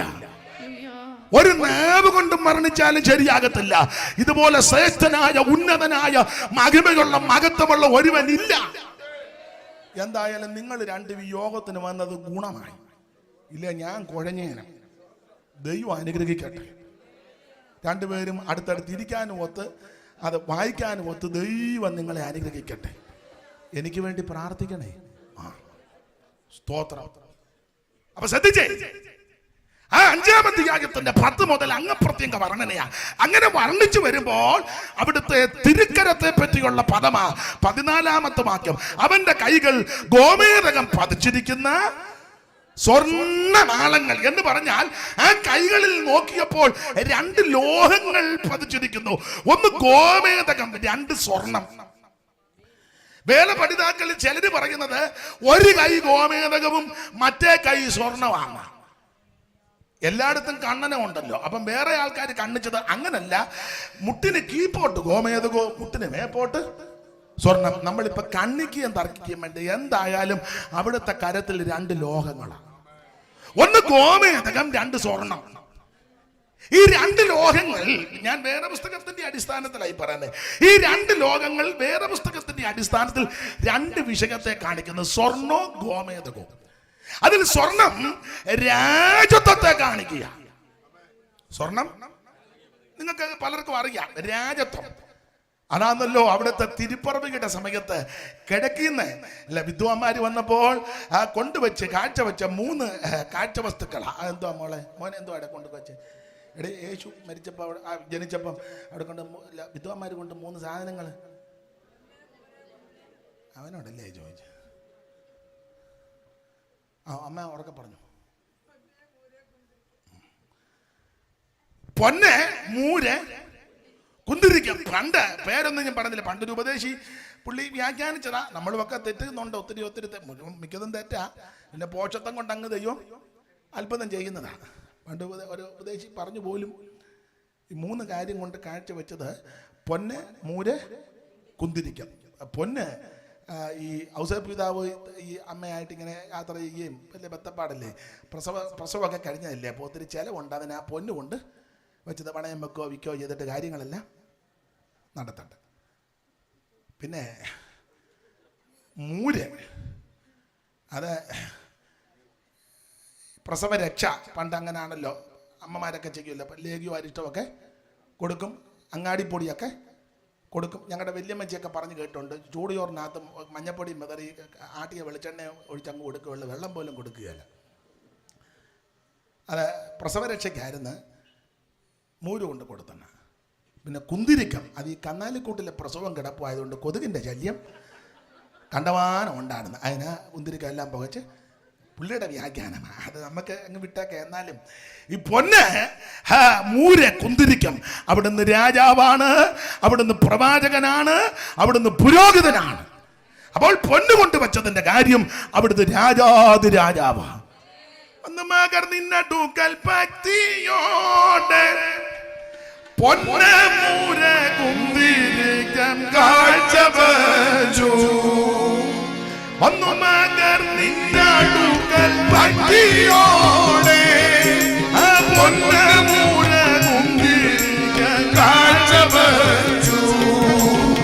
ഉന്നതാധികാരമുള്ള മന്നവൻ സന്നമിച്ചു ഘോഷിക്കുന്നിതാ നിശങ്കമായി സിയോൻ മണവാളനെ. ശ്രീനരപതിയെ സിയോൻ മണവാളനെ. പാത്രമായ ലോകം ആകെയും ധരിപ്പതിനായി കന്യകയിൽ ജാതനായി വന്ന ശ്രീനരപതിയെ സിയോൻ മണവാളനെ. ശ്രീനരപതിയെ സിയോൻ മണവാളനെ. നരപതിയെ സിയോൻ മണവാളനെ. കരമുയർത്തി കർത്താവിന് മഹിമ കൊടുക്കുക. അവിടുന്ന് രാജാവാ. അപ്പൊ ആ വ്യാഖ്യാനം 2 ലോഹങ്ങൾ പതിപ്പിച്ചിരിക്കുന്നു. കുഴപ്പമില്ലല്ലോ. ഞാൻ പറഞ്ഞായിരുന്നില്ല പീര ഇടുമ്പോ ഇടയ്ക്കിടയ്ക്ക്. അപ്പൊ ശ്രദ്ധിച്ചേ, പൊന്ന് അവിടുത്തെ രാജത്വത്തെ കാണിക്കുന്നതാ. ഒന്നുകൂടെ വ്യാഖ്യാനിച്ച് പറഞ്ഞാൽ പൊന്ന് അനുഗ്രഹത്തെ കാണിക്കുന്നതാ, അത് വിടുതലിനെ കാണിക്കുന്നതാ. 2 ലോകങ്ങൾ പതിച്ചിരിക്കുന്നു. ഒന്ന് പൊന്ന്, 2 ഗോമേതകം.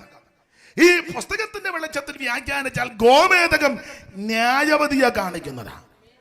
കാരണം ലേവ്യ പുസ്തകവും പുറപ്പാട് പുസ്തകം പഠിക്കുമ്പോൾ ആ ക്രമപ്രകാരം നിൽക്കുന്ന പുരോഹിതൻ, മഹാപുരോഹിതൻ, ആ മഹാപുരോഹിതന്റെ മാർപ്പതക്കത്തിൽ 12 കല്ലുകളുണ്ട്.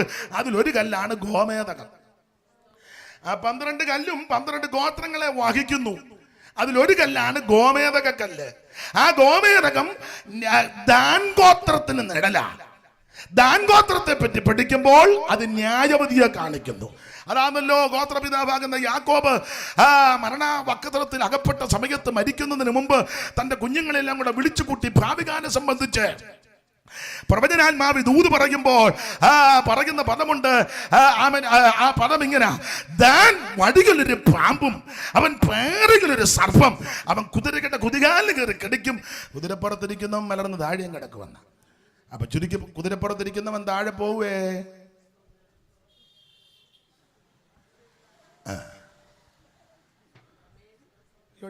വായിച്ച പുസ്തകത്തിൽ നിന്നാ വായിച്ച വായിക്ക അമ്മാമ്മ കൊണ്ട് വായിപ്പിക്കും. 49:17 ഉൽപ്പത്തി എടുക്കമ്മേ. പിന്നെ ജോഡി പെട്ടെന്ന് വായി. അത് തന്നെ. ദാൻ വഴിയിലൊരു പാമ്പും, ദാൻ വഴിയിലൊരു പാമ്പും പാതയിലൊരു സർപ്പവുമാകുന്നു. വായിച്ചോ. അവൻ കുതിരയുടെ കുതികാൽ കുടിക്കും. അവൻ കുതിരയുടെ കുതികാലിന് കയറി കടിക്കും. പുറത്ത് കയറിയവൻ മലർന്നു വീഴും. കുതിരപ്പുറത്തിരിക്കുന്നവൻ മലർന്നു വീഴും. അന്നേരം കുതിരപ്പുറത്തിരിക്കുന്ന പുള്ളിയോട് അയാൾ മലന്ന് വീഴാൻ കഴിക്കുക. അങ്ങനല്ലേ അച്ഛാ? ഒന്നോട് വായിച്ച ആൾക്കാർക്ക് തെറ്റിദ്ധാരണ വരരുത്. ദാൻ വഴിയിലൊരു പാമ്പും, ദാൻ വഴിയിലൊരു പാമ്പും പാതയിലൊരു സർപ്പവുമാ.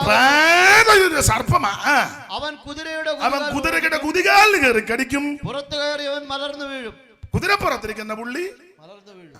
അതുകൊണ്ട് ദോഷമൊന്നും ഒപ്പിച്ച് വെക്കരുത്. എന്തായാലും കൊള്ളാം, ദാൻ ഗോത്രം ന്യായവതിക്ക് നിഴലായിട്ട് നിൽക്കുക. അപ്പോൾ ദാൻ ഗോത്രത്തിന് വഹിക്കുന്നതാണ് ഗോമേതക കല്ല്. ആ ഗോമേതകം അഹരോന്റെ മാർപ്പതക്കത്തിലിരിക്കുക. അപ്പോൾ ഗോമേതകം ന്യായവതിയെ കാണിക്കുന്നു, സ്വർണം രാജത്വത്തെ കാണിക്കുന്നു. ഇന്ന് രാത്രി നമ്മോട് ബന്ധപ്പെട്ട് പഠിച്ചാൽ അവിടുത്തെ തിരുക്കരത്തിന്റെ പ്രത്യേകത ഗോമേതകവും സ്വർണവും ഉണ്ട്. ഇങ്ങനെ വ്യാഖ്യാനിച്ചു: അനുസരിക്കുന്ന ദൈവമക്കൾക്ക് ഈ കരം അനുഗ്രഹത്തിന്റെ കരമാണ്. എന്നാൽ ദൈവത്തോടും ദൈവവചനത്തോടും ദൈവിക ശുശ്രൂഷയോടും സുവിശേഷത്തോട് സുവിശേഷ പ്രസംഗത്തോട് സുവിശേഷത്തിന്റെ സത്യങ്ങളോട് മറുത്ത് മത്സരിക്കുന്നവർക്ക് ഈ കരം ന്യായവതിയുടെ കരമാണ്. അതുകൊണ്ട് ഇന്ന് രാത്രി എന്നെ കേൾക്കുന്ന പ്രിയപ്പെട്ടവർക്ക് ആർക്കും ഇത് ന്യായവതിയുടെ കരമായി വെളിപ്പെടരുത്. ഇന്ന് രാത്രിയിലും തുടർന്നുള്ള ദിനങ്ങളിലും ഇത് അനുഗ്രഹത്തിന്റെ കരമായി വെളിപ്പെടണം.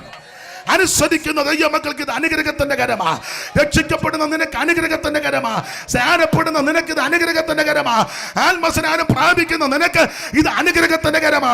വേർപാട് പാലിക്കുന്ന നിനക്ക് നിന്റെ കുടുംബത്തിനും ഈ കരം അനുഗ്രഹത്തിന്റെ കരമാ. അനുസരിക്കുന്ന ദൈവമക്കൾക്ക് അവിടുത്തെ തിരുക്കരം അനുഗ്രഹത്തിന്റെ കരമാ. എതിർക്കുന്ന മറുത്ത് മത്സരിക്കുന്നവന് ഈ കരം ന്യായവതിയുടെ കരമാണ്. തെളിവുകൾ ഒത്തിരി ഉണ്ട്. ഇസ്രായേൽ മക്കളും ഇസ്രായേലിൽ ദീർഘവർഷങ്ങൾ അടിമകളായി ഒടുവിൽ ഇവരെ പുറപ്പെടുവിക്കുക മോശയുടെ നേതൃത്വത്തിൽ. മോശ ഫറവോനോട് ചെന്ന് ജനത്തെ വിട്ടുതരാൻ പറഞ്ഞിട്ട് എന്ത് ചെയ്താ? ഇങ്ങനെ വിടുകയല്ല, ഇങ്ങനെ ഓരോ ഒഴികഴവ് പറയുക, ദൂരോട്ടൊന്നും പോകരുത്. പിന്നെ പെണ്ണുങ്ങളെ ആരെയും കൊണ്ടുപോകരുത്. അപ്പോൾ അവർ പറഞ്ഞു, ഞങ്ങളുടെ യോഗത്തിന് പെണ്ണുങ്ങളില്ലെങ്കിൽ ഒരു ഗോത്രം പറയാനും ഗ്ലോറി ഒന്ന് ഇളകാനും ഒക്കെ ഇതുങ്ങളുണ്ടേലേ. പിന്നെ തൂങ്ങിയിരിക്കുന്ന അമ്മാമ്മ എന്തെങ്കിലും ഗ്ലോറി എന്ന് പറയുമ്പം നിങ്ങളില്ലാത്തൊരു യോഗമല്ല. പിന്നെ ഭക്തരുടെ യോഗം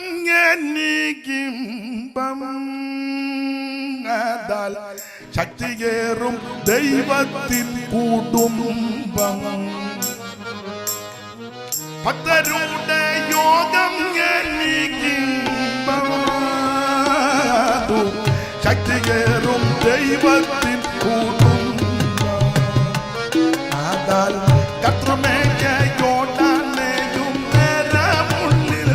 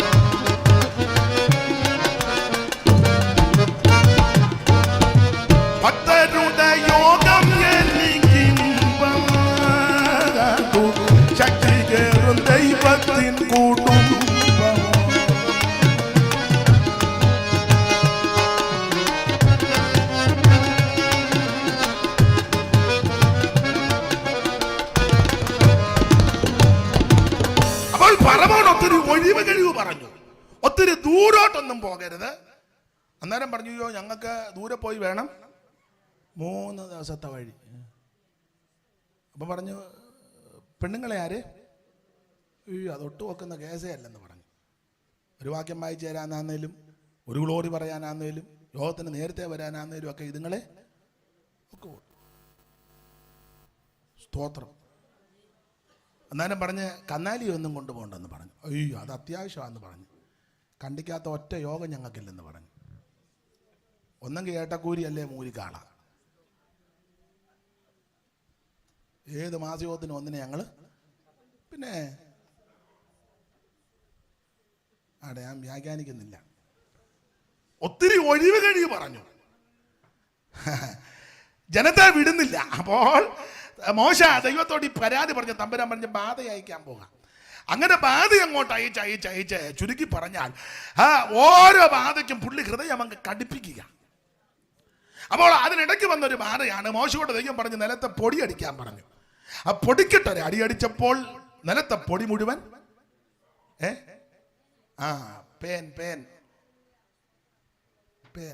പേൻ അറിയത്തില്ലേ? കൊള്ള ഇരുന്ന് ചോറഞ്ഞ്. ഇപ്പം ആർക്കും പേനൊന്നും അറിയാം.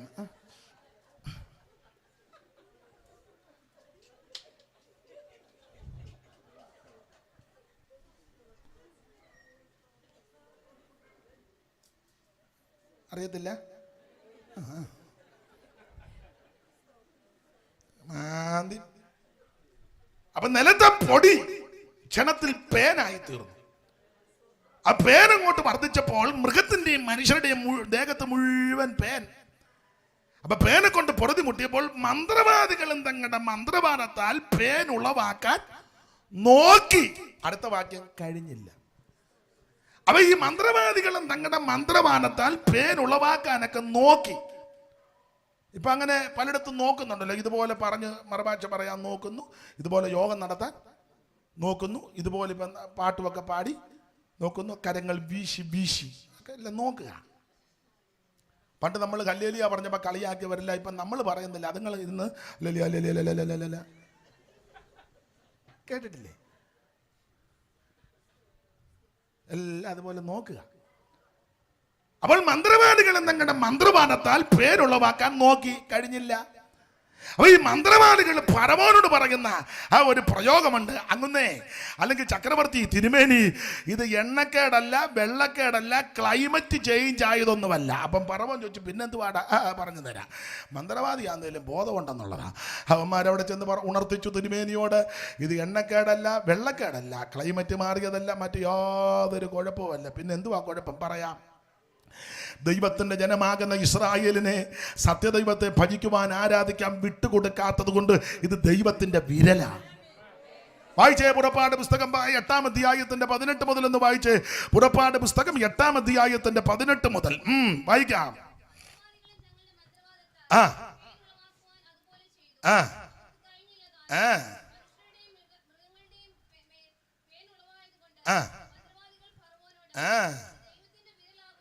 ആ ഇനി മൈക്ക് കൂടെ ഒന്ന് വായിക്കാമോ? അയ്യോടി 8:18.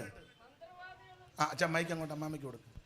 മന്ത്രവാദികളും തങ്ങളുടെ മന്ത്രവാദത്താൽ പേൻ ഉളവാക്കുവാൻ അതുപോലെ ചെയ്തു. മന്ത്രവാദികളും തങ്ങളുടെ മന്ത്രവാദത്താൽ പേൻ ഉളവാക്കാൻ അതുപോലെ ചെയ്തു.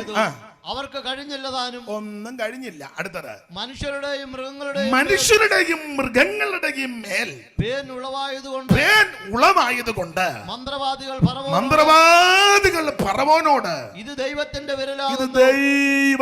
വിരലാ. നമ്മുടെ വിഷയത്തോട് ബന്ധപ്പെട്ട് പറഞ്ഞാൽ ഇത് ദൈവത്തിന്റെ കയ്യാ. സത്യദൈവത്തെ സേവിക്കുവാൻ, സത്യദൈവത്തെ ഭജിക്കുവാൻ ജനത്തെ വിട്ടുകൊടുക്കാൻ നീ തടുത്തു വച്ചിരിക്കുന്നത് കൊണ്ട് ഇത് ദൈവത്തിന്റെ കയ്യാ. ഇന്ന് രാത്രി ഈ സുവിശേഷത്തിന് വിരോധമായി, സുവിശേഷ പ്രവർത്തനങ്ങൾക്ക് വിരോധമായി, ദൈവസഭയ്ക്ക് വിരോധമായി പ്രാർത്ഥിക്കുന്ന ആരാധിക്കുന്ന ദൈവമക്കൾക്ക് വിരോധമായി ആരെന്തോ തന്ത്രങ്ങൾ മെനഞ്ഞാല് നമ്മൾ നിരാശപ്പെട്ടു പോകരുത്. ദൈവത്തിന്റെ കൈ വെളിപ്പെടാൻ പോകുകയാ. Praise the lord. ഇത് സത്യദൈവത്തെ ഭജിക്കുവാൻ ജനത്തെ വിട്ടുകൊടുക്കാത്തത് കൊണ്ട് സർവജ്ഞനായ ദൈവത്തിന്റെ കയ്യാണ്. അവൾ എതിർത്ത് നിൽക്കുന്നവന് ഈ കര ന്യായവതിയുടെ കരമാണ്. പണ്ട് പെട്ടകവുമായിട്ട് പെലിസ്തര് പെട്ടകം പിടിച്ചുകൊണ്ട് പോയി. നമുക്ക് ആ ഭാഗം അറിയാം. അവന്മാർ പെട്ടകമായിട്ട് കൊണ്ടുപോയി ദാഗോന്റെ ക്ഷേത്രത്തിൽ വെച്ച് അവൻ പൊത്തുവന്ന് താഴെ വീണു. പിറ്റേന്ന് അയാളെ നേരെ ഇരുത്തി വെച്ച് പറഞ്ഞ മര്യാദയ്ക്ക് ഇരിക്കണമെന്ന് പറഞ്ഞ് പിറ്റേന്ന് എന്നപ്പേടെ കൈ ഓടലെല്ലാം കൂടെ. പിന്നെ ചുരുക്കി പറഞ്ഞ മുഴുവൻ എണ്ണത്തിനും മൂലരോഗം. അപ്പൊ അവിടെയും ഫെലിസ്തീന് വന്ന് പറയുന്നുണ്ട്, മൂലരോഗത്താൽ അങ്ങോട്ട് ബാധിക്കപ്പെട്ടപ്പോൾ അവര് പറയാ ഇത് ഇസ്രായേലിന്റെ ദൈവത്തിന്റെ കയ്യാ. ഇത് ഇസ്രായേലിന്റെ ദൈവത്തിന്റെ കയ്യാ എന്ന് പറഞ്ഞാൽ എതിർത്തു നിൽക്കുന്നവനും മറുതലിക്കുന്നവനും മത്സരിക്കുന്നവനും ഈ കരം ന്യായവതികളുടെ കരമാ. എന്നാൽ അനുസരിക്കുന്ന പ്രിയപ്പെട്ടവർക്ക് ഈ കരം അനുഗ്രഹത്തിന്റെ കരമാ. ഇന്ന് രാത്രി എന്നെ കേൾക്കുന്ന പ്രിയപ്പെട്ടവരെ, രക്ഷിപ്പാൻ കഴിയാതെ വണ്ണം യഹോവയുടെ കൈ കുറുകിപ്പോയിട്ടില്ല. ഇന്ന് രാത്രി അനുസരിക്കുന്ന ദൈവകുഞ്ഞുങ്ങൾക്ക് ഈ കരം അനുഗ്രഹത്തിന്റെ കരമാ. യേശുവിന്റെ കരം അനുഗ്രഹത്തിന്റെ കരമാ. ഇന്ന് രാത്രി ആ കരത്തിന്റെ മഹിമ ഈ പന്തലിൽ, ഈ ഗ്രൗണ്ടിൽ ഇന്ന് രാത്രി വെളിപ്പെട്ടുകൊണ്ടിരിക്കുന്നത് ഓർത്ത് ദൈവത്തിനും മഹത്വം. ഞാൻ പ്രാരംഭത്തിൽ ഓർപ്പിച്ചല്ലോ, ദൈവത്തിന്റെ കരത്തിന്റെ സ്പർശനമേറ്റാൽ, ദൈവം നിന്നെ തൊട്ടാൽ, ദൈവത്തിന്റെ കരം നിന്നെ സ്പർശിച്ചാൽ എന്തൊക്കെ സംഭവിക്കും? ഇനി കമ്പിവാചകം പോലെ മുമ്പോട്ട് പോകാം. ദൈവത്തിന്റെ കരം വന്നാൽ എന്തൊക്കെ സംഭവിക്കും? ഉൽപ്പത്തി പുസ്തകം 32-ാം അധ്യായത്തിന്റെ 22 മുതൽ താഴോട്ടുള്ള വാക്യം ഒരാൾ നേരത്തെ എടുത്തു വെച്ചു. രാജാക്കന്മാരുടെ 1-ാം പുസ്തകം അതിൻ്റെ 19-ാം അധ്യായത്തിന്റെ 7-8 വാക്യങ്ങൾ ഒരാൾ എടുത്തു വെക്ക്. യെഹെസ്കേൽ പ്രവചനം 37-ാം അധ്യായത്തിന്റെ 1, 2, 3. ഒരാള് യെഹെസ്കേൽ 8-ാം അധ്യായത്തിന്റെ 1, 2, 3. ഒരാൾ മത്തായി സുവിശേഷം 8-ാം അധ്യായത്തിന്റെ 2, 3, 4. ഒരാൾ മത്തായി സുവിശേഷം 19-ാം അധ്യായത്തിന്റെ 15, 16, 17, 18. ഒരാള് ലൂക്കോസിന്റെ സുവിശേഷം 24-ാം അധ്യായത്തിന്റെ 50, 51, 52. വേറൊരാള് അപ്പോസ്തല പ്രവൃത്തി 1-ാം അധ്യായത്തിന്റെ 8, 9, 10. ഇത് നേരത്തെ പറഞ്ഞത് അപാകത താമസം വരാതിരിക്കാനാ. ഇനി നമുക്ക് അടുക്കടുക്കായിട്ട് ചില കാര്യങ്ങൾ കമ്പിവാചകം പോലെ ചിന്തിക്കാം. ദൈവത്തിന്റെ കരം വന്നാൽ എന്തൊക്കെ സംഭവിക്കും? വായിക്കാം. ഉൽപ്പത്തി പുസ്തകം 32-ന്റെ 22 മുതൽ താഴോട്ട്. രാത്രിയിൽ അവൻ എഴുന്നേറ്റ് തന്റെ 2 ഭാര്യമാരെയും 2 ദാസിമാരെയും 11 പുത്രന്മാരെയും കൂട്ടി യാബോക്ക് കടവ് കടന്നു. അങ്ങനെ അവൻ അവരെ കൂട്ടി ആറ്റിനക്കരെ കടത്തി തനിക്കുള്ളതൊക്കെയോ അക്കരെ കടത്തിയ ശേഷം യാക്കോബ് തനിയെ ശേഷിച്ചു. അപ്പോൾ ഒരു പുരുഷൻ ഉഷസാകുവോളും അവനോട് മല്ലുപിടിച്ചു. അവനെ ജയിക്കുകയില്ല എന്ന് കണ്ടപ്പോൾ അവൻ രാത്രിയിൽ യാക്കോബ് എഴുന്നേറ്റു. തന്റെ 2 ഭാര്യമാര് റാഗേലും ലേയായും 2 ദാസി ബിൽഗ ശില്പ 11 പിള്ളേര് കലാപുലി പോലെ രൂപൻ മുതല് യോസേപ്പ് വരെയുള്ള 10-11 പിള്ളേര്. ഇളയറക്കനൊന്നും ജനിച്ചിട്ടില്ല, അവനത് കഴിഞ്ഞ. അപ്പോൾ 11 പിള്ളേര്. ഇതിനെല്ലാം കൂടെ രാത്രിയിൽ യാക്കോബ് എഴുന്നേറ്റ് 2 ഭാര്യമാരും ദാസിമാരെയും കൂട്ടി യാബോക്ക് കടവ് കിടന്ന് തനിക്കുള്ളതൊക്കെ അക്കരെ കടത്തിയ ശേഷം അവൻ യാക്കോബ് തനിയെ ക്ഷണിച്ചു. അപ്പോൾ ഒരു പുരുഷൻ ഉഷസാകുമ്പോൾ അവനോട് മല്ല് പിടിച്ചു. അവനെ മല്ല് പിടിക്കയിൽ യാക്കോബിന്റെ തുടയുടെ തടം ഉളുക്കിപ്പോയി. എന്നെ വിടുക, ഉഷസ്സുതിക്കുന്നുവല്ലോ എന്ന് പറഞ്ഞതിന് നീ എന്നെ അനുഗ്രഹിച്ചില്ലാതെ ഞാൻ നിന്നെ വിടുകയില്ലെന്ന് പറഞ്ഞു. അവനെ വിടുകയില്ലെന്ന് കണ്ടപ്പോൾ യഹോവയുടെ ദൂതൻ യാക്കോബിന്റെ തുടയുടെ തടം തൊട്ടു. അടുത്ത വാക്യം വായിച്ചേ. ജയിക്കുകയില്ല എന്ന് കണ്ടപ്പോൾ അവൻ അവന്റെ തുടയുടെ തുടം തൊട്ടു. ആകയാൽ അവനോട് മല്ലുപിടിക്കയിൽ യാക്കോബിന്റെ തുടയുടെ തടം ഉളുക്കിപ്പോയി. എന്നെ വിടുക, ഉഷസ്സുതിക്കുന്നുവല്ലോ എന്ന് അവൻ പറഞ്ഞതിന് നീ എന്നെ അനുഗ്രഹിച്ചല്ലാതെ ഞാൻ നിന്നെ വിടുകയില്ല എന്ന് അവൻ പറഞ്ഞു. ദയവായിപ്പോൾ എന്നെ അനുഗ്രഹിക്ക, എന്നെ അനുഗ്രഹിക്ക, ദയവായിപ്പോൾ എന്നെ അനുഗ്രഹിക്ക, എന്നെ അനുഗ്രഹിച്ചല്ലാതെ ഞാനിന്ന് നിന്നെ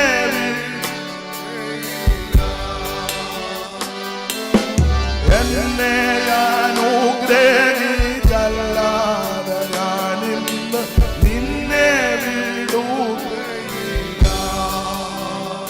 ശ്രദ്ധിക്കുക. യഹോവയുടെ കൈ രക്ഷിപ്പാൻ കഴിയാതെ വണ്ണം യഹോവയുടെ കൈ കുറുകിപ്പോയിട്ടില്ല. പശ്ചാത്തല ഭാഗം തിരുവചനം ധ്യാനിച്ച് പഠിക്കുന്നവർക്കറിയാം. രാത്രിയിൽ യാക്കോബ് എഴുന്നേറ്റു. ഇല്ല, അങ്ങനെ രാത്രി എഴുന്നേക്കുന്ന പ്രകൃതക്കാരനല്ല, സന്ധ്യക്കേ കിടക്കുന്നയാളാ, ഇല്ലയോ?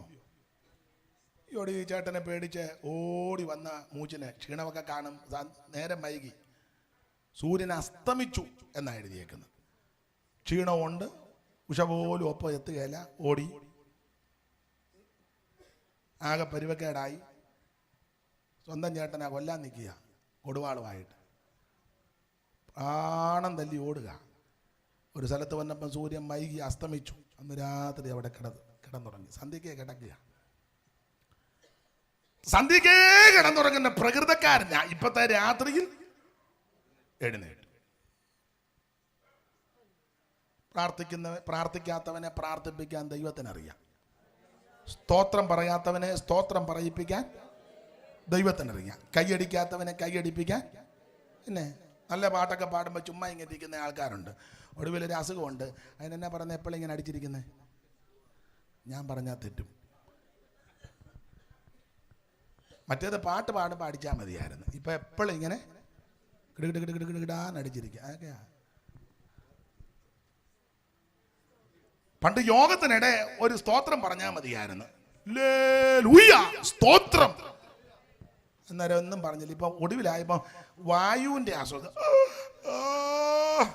അങ്ങേയറ്റം വരെ കേൾക്കാം. നാളൊരപ്പൻ ഇങ്ങനെ വായുവിൻ്റെ ബുദ്ധിമുട്ട് ആർക്കും വരാതിരിക്കട്ടെ. അപ്പം ഞാൻ ചോദിച്ചാൽ ആന്ധ്രായാന്ന് പറഞ്ഞു. ആന്ധ്രാവായു ഞാൻ കേട്ടിട്ടില്ലേ? യോടി ആന്ധ്രാവായു. നീ ഇങ്ങനെ സ്തോത്രം പറയാതെ പമ്പി ഇരുന്ന വേച്ചാൽ നിനക്കൊടുവിൽ ആന്ധ്രാവായു കയറി അടിക്കും. അതുകൊണ്ട് അവസരം കിട്ടുമ്പോൾ നീ ദൈവത്തെ മഹത്വപ്പെടുത്തിക്കും. സ്തോത്രം പറയാത്തവനെയൊക്കെ ദൈവം സ്തോത്രം പറയിപ്പിക്കും. ഹല്ലേലൂയ പറയാത്തവനൊക്കെ മുട്ടിന് ഹല്ലേലൂയ പറയിപ്പിക്കും. ദൈവത്തിന് മഹത്വം. സന്ധ്യയ്ക്ക് കിടന്നുറങ്ങുന്ന കക്ഷി ഇപ്പം രാത്രി താണ്ടെ ചാടി എഴുന്നേറ്റു. രാത്രിയിൽ യാക്കോബ് എഴുന്നേറ്റു. 2 ഭാര്യമാര് ഓർപ്പിച്ചല്ലോ, റാഗേലും ലേയായും, 2 ദാസി ബിൽക്കാ ശില്പ, പിന്നെ കലാപുലി പോലെ 10-11 പിള്ളേർ. ഇതിനെല്ലാം കൂടെ കൂട്ടി വീട് വിട്ടു. ഏത് വീട്? അമ്മായിയപ്പൻ്റെ വീട്. അങ്ങോട്ട് പോയ ചരിത്രമൊന്നും ഇപ്പം ഞാൻ പറയുന്നില്ല. എന്തായാലും ഒരു കാര്യം പറയാം, ദത്ത് നിന്നാൽ അതിൻ്റെതായ ക്ഷീണം.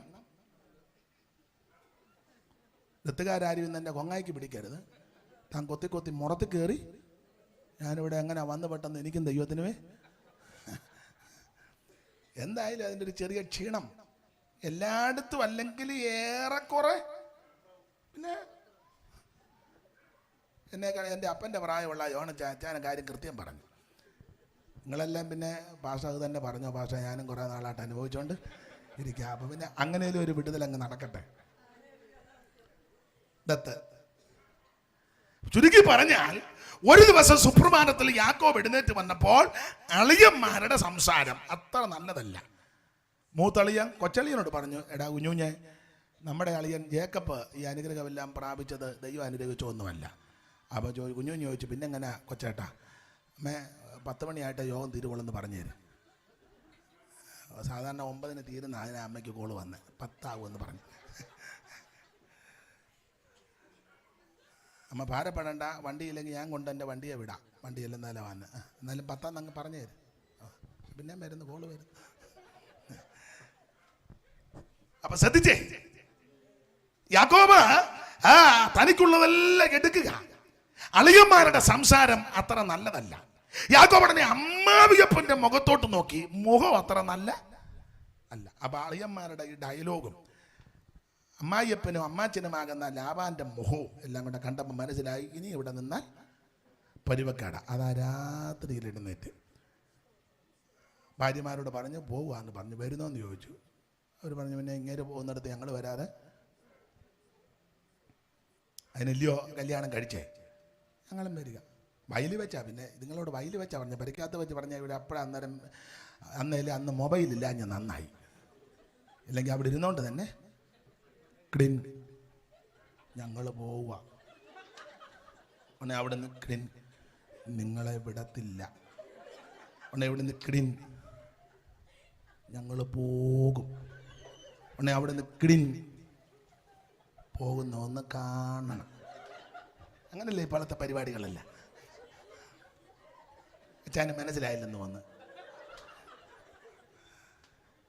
അപ്പൊ ചുരുക്കി പറഞ്ഞാൽ അന്ന് ഈ ഇണക്കൊന്നും ഇല്ലാത്തത് കൊണ്ട് യാക്കോബ് നേരെ വയലിൽ കൊണ്ടുപോയിട്ട് ഭാര്യമാരോട് പറഞ്ഞു, ഞങ്ങൾ ഇവിടുന്ന് ഞാൻ പോവുക, നിങ്ങൾ വരുന്നു. അയ്യോ, പെണ്ണുങ്ങൾ പറഞ്ഞു ഞങ്ങളും വരിക എന്ന് പറഞ്ഞു.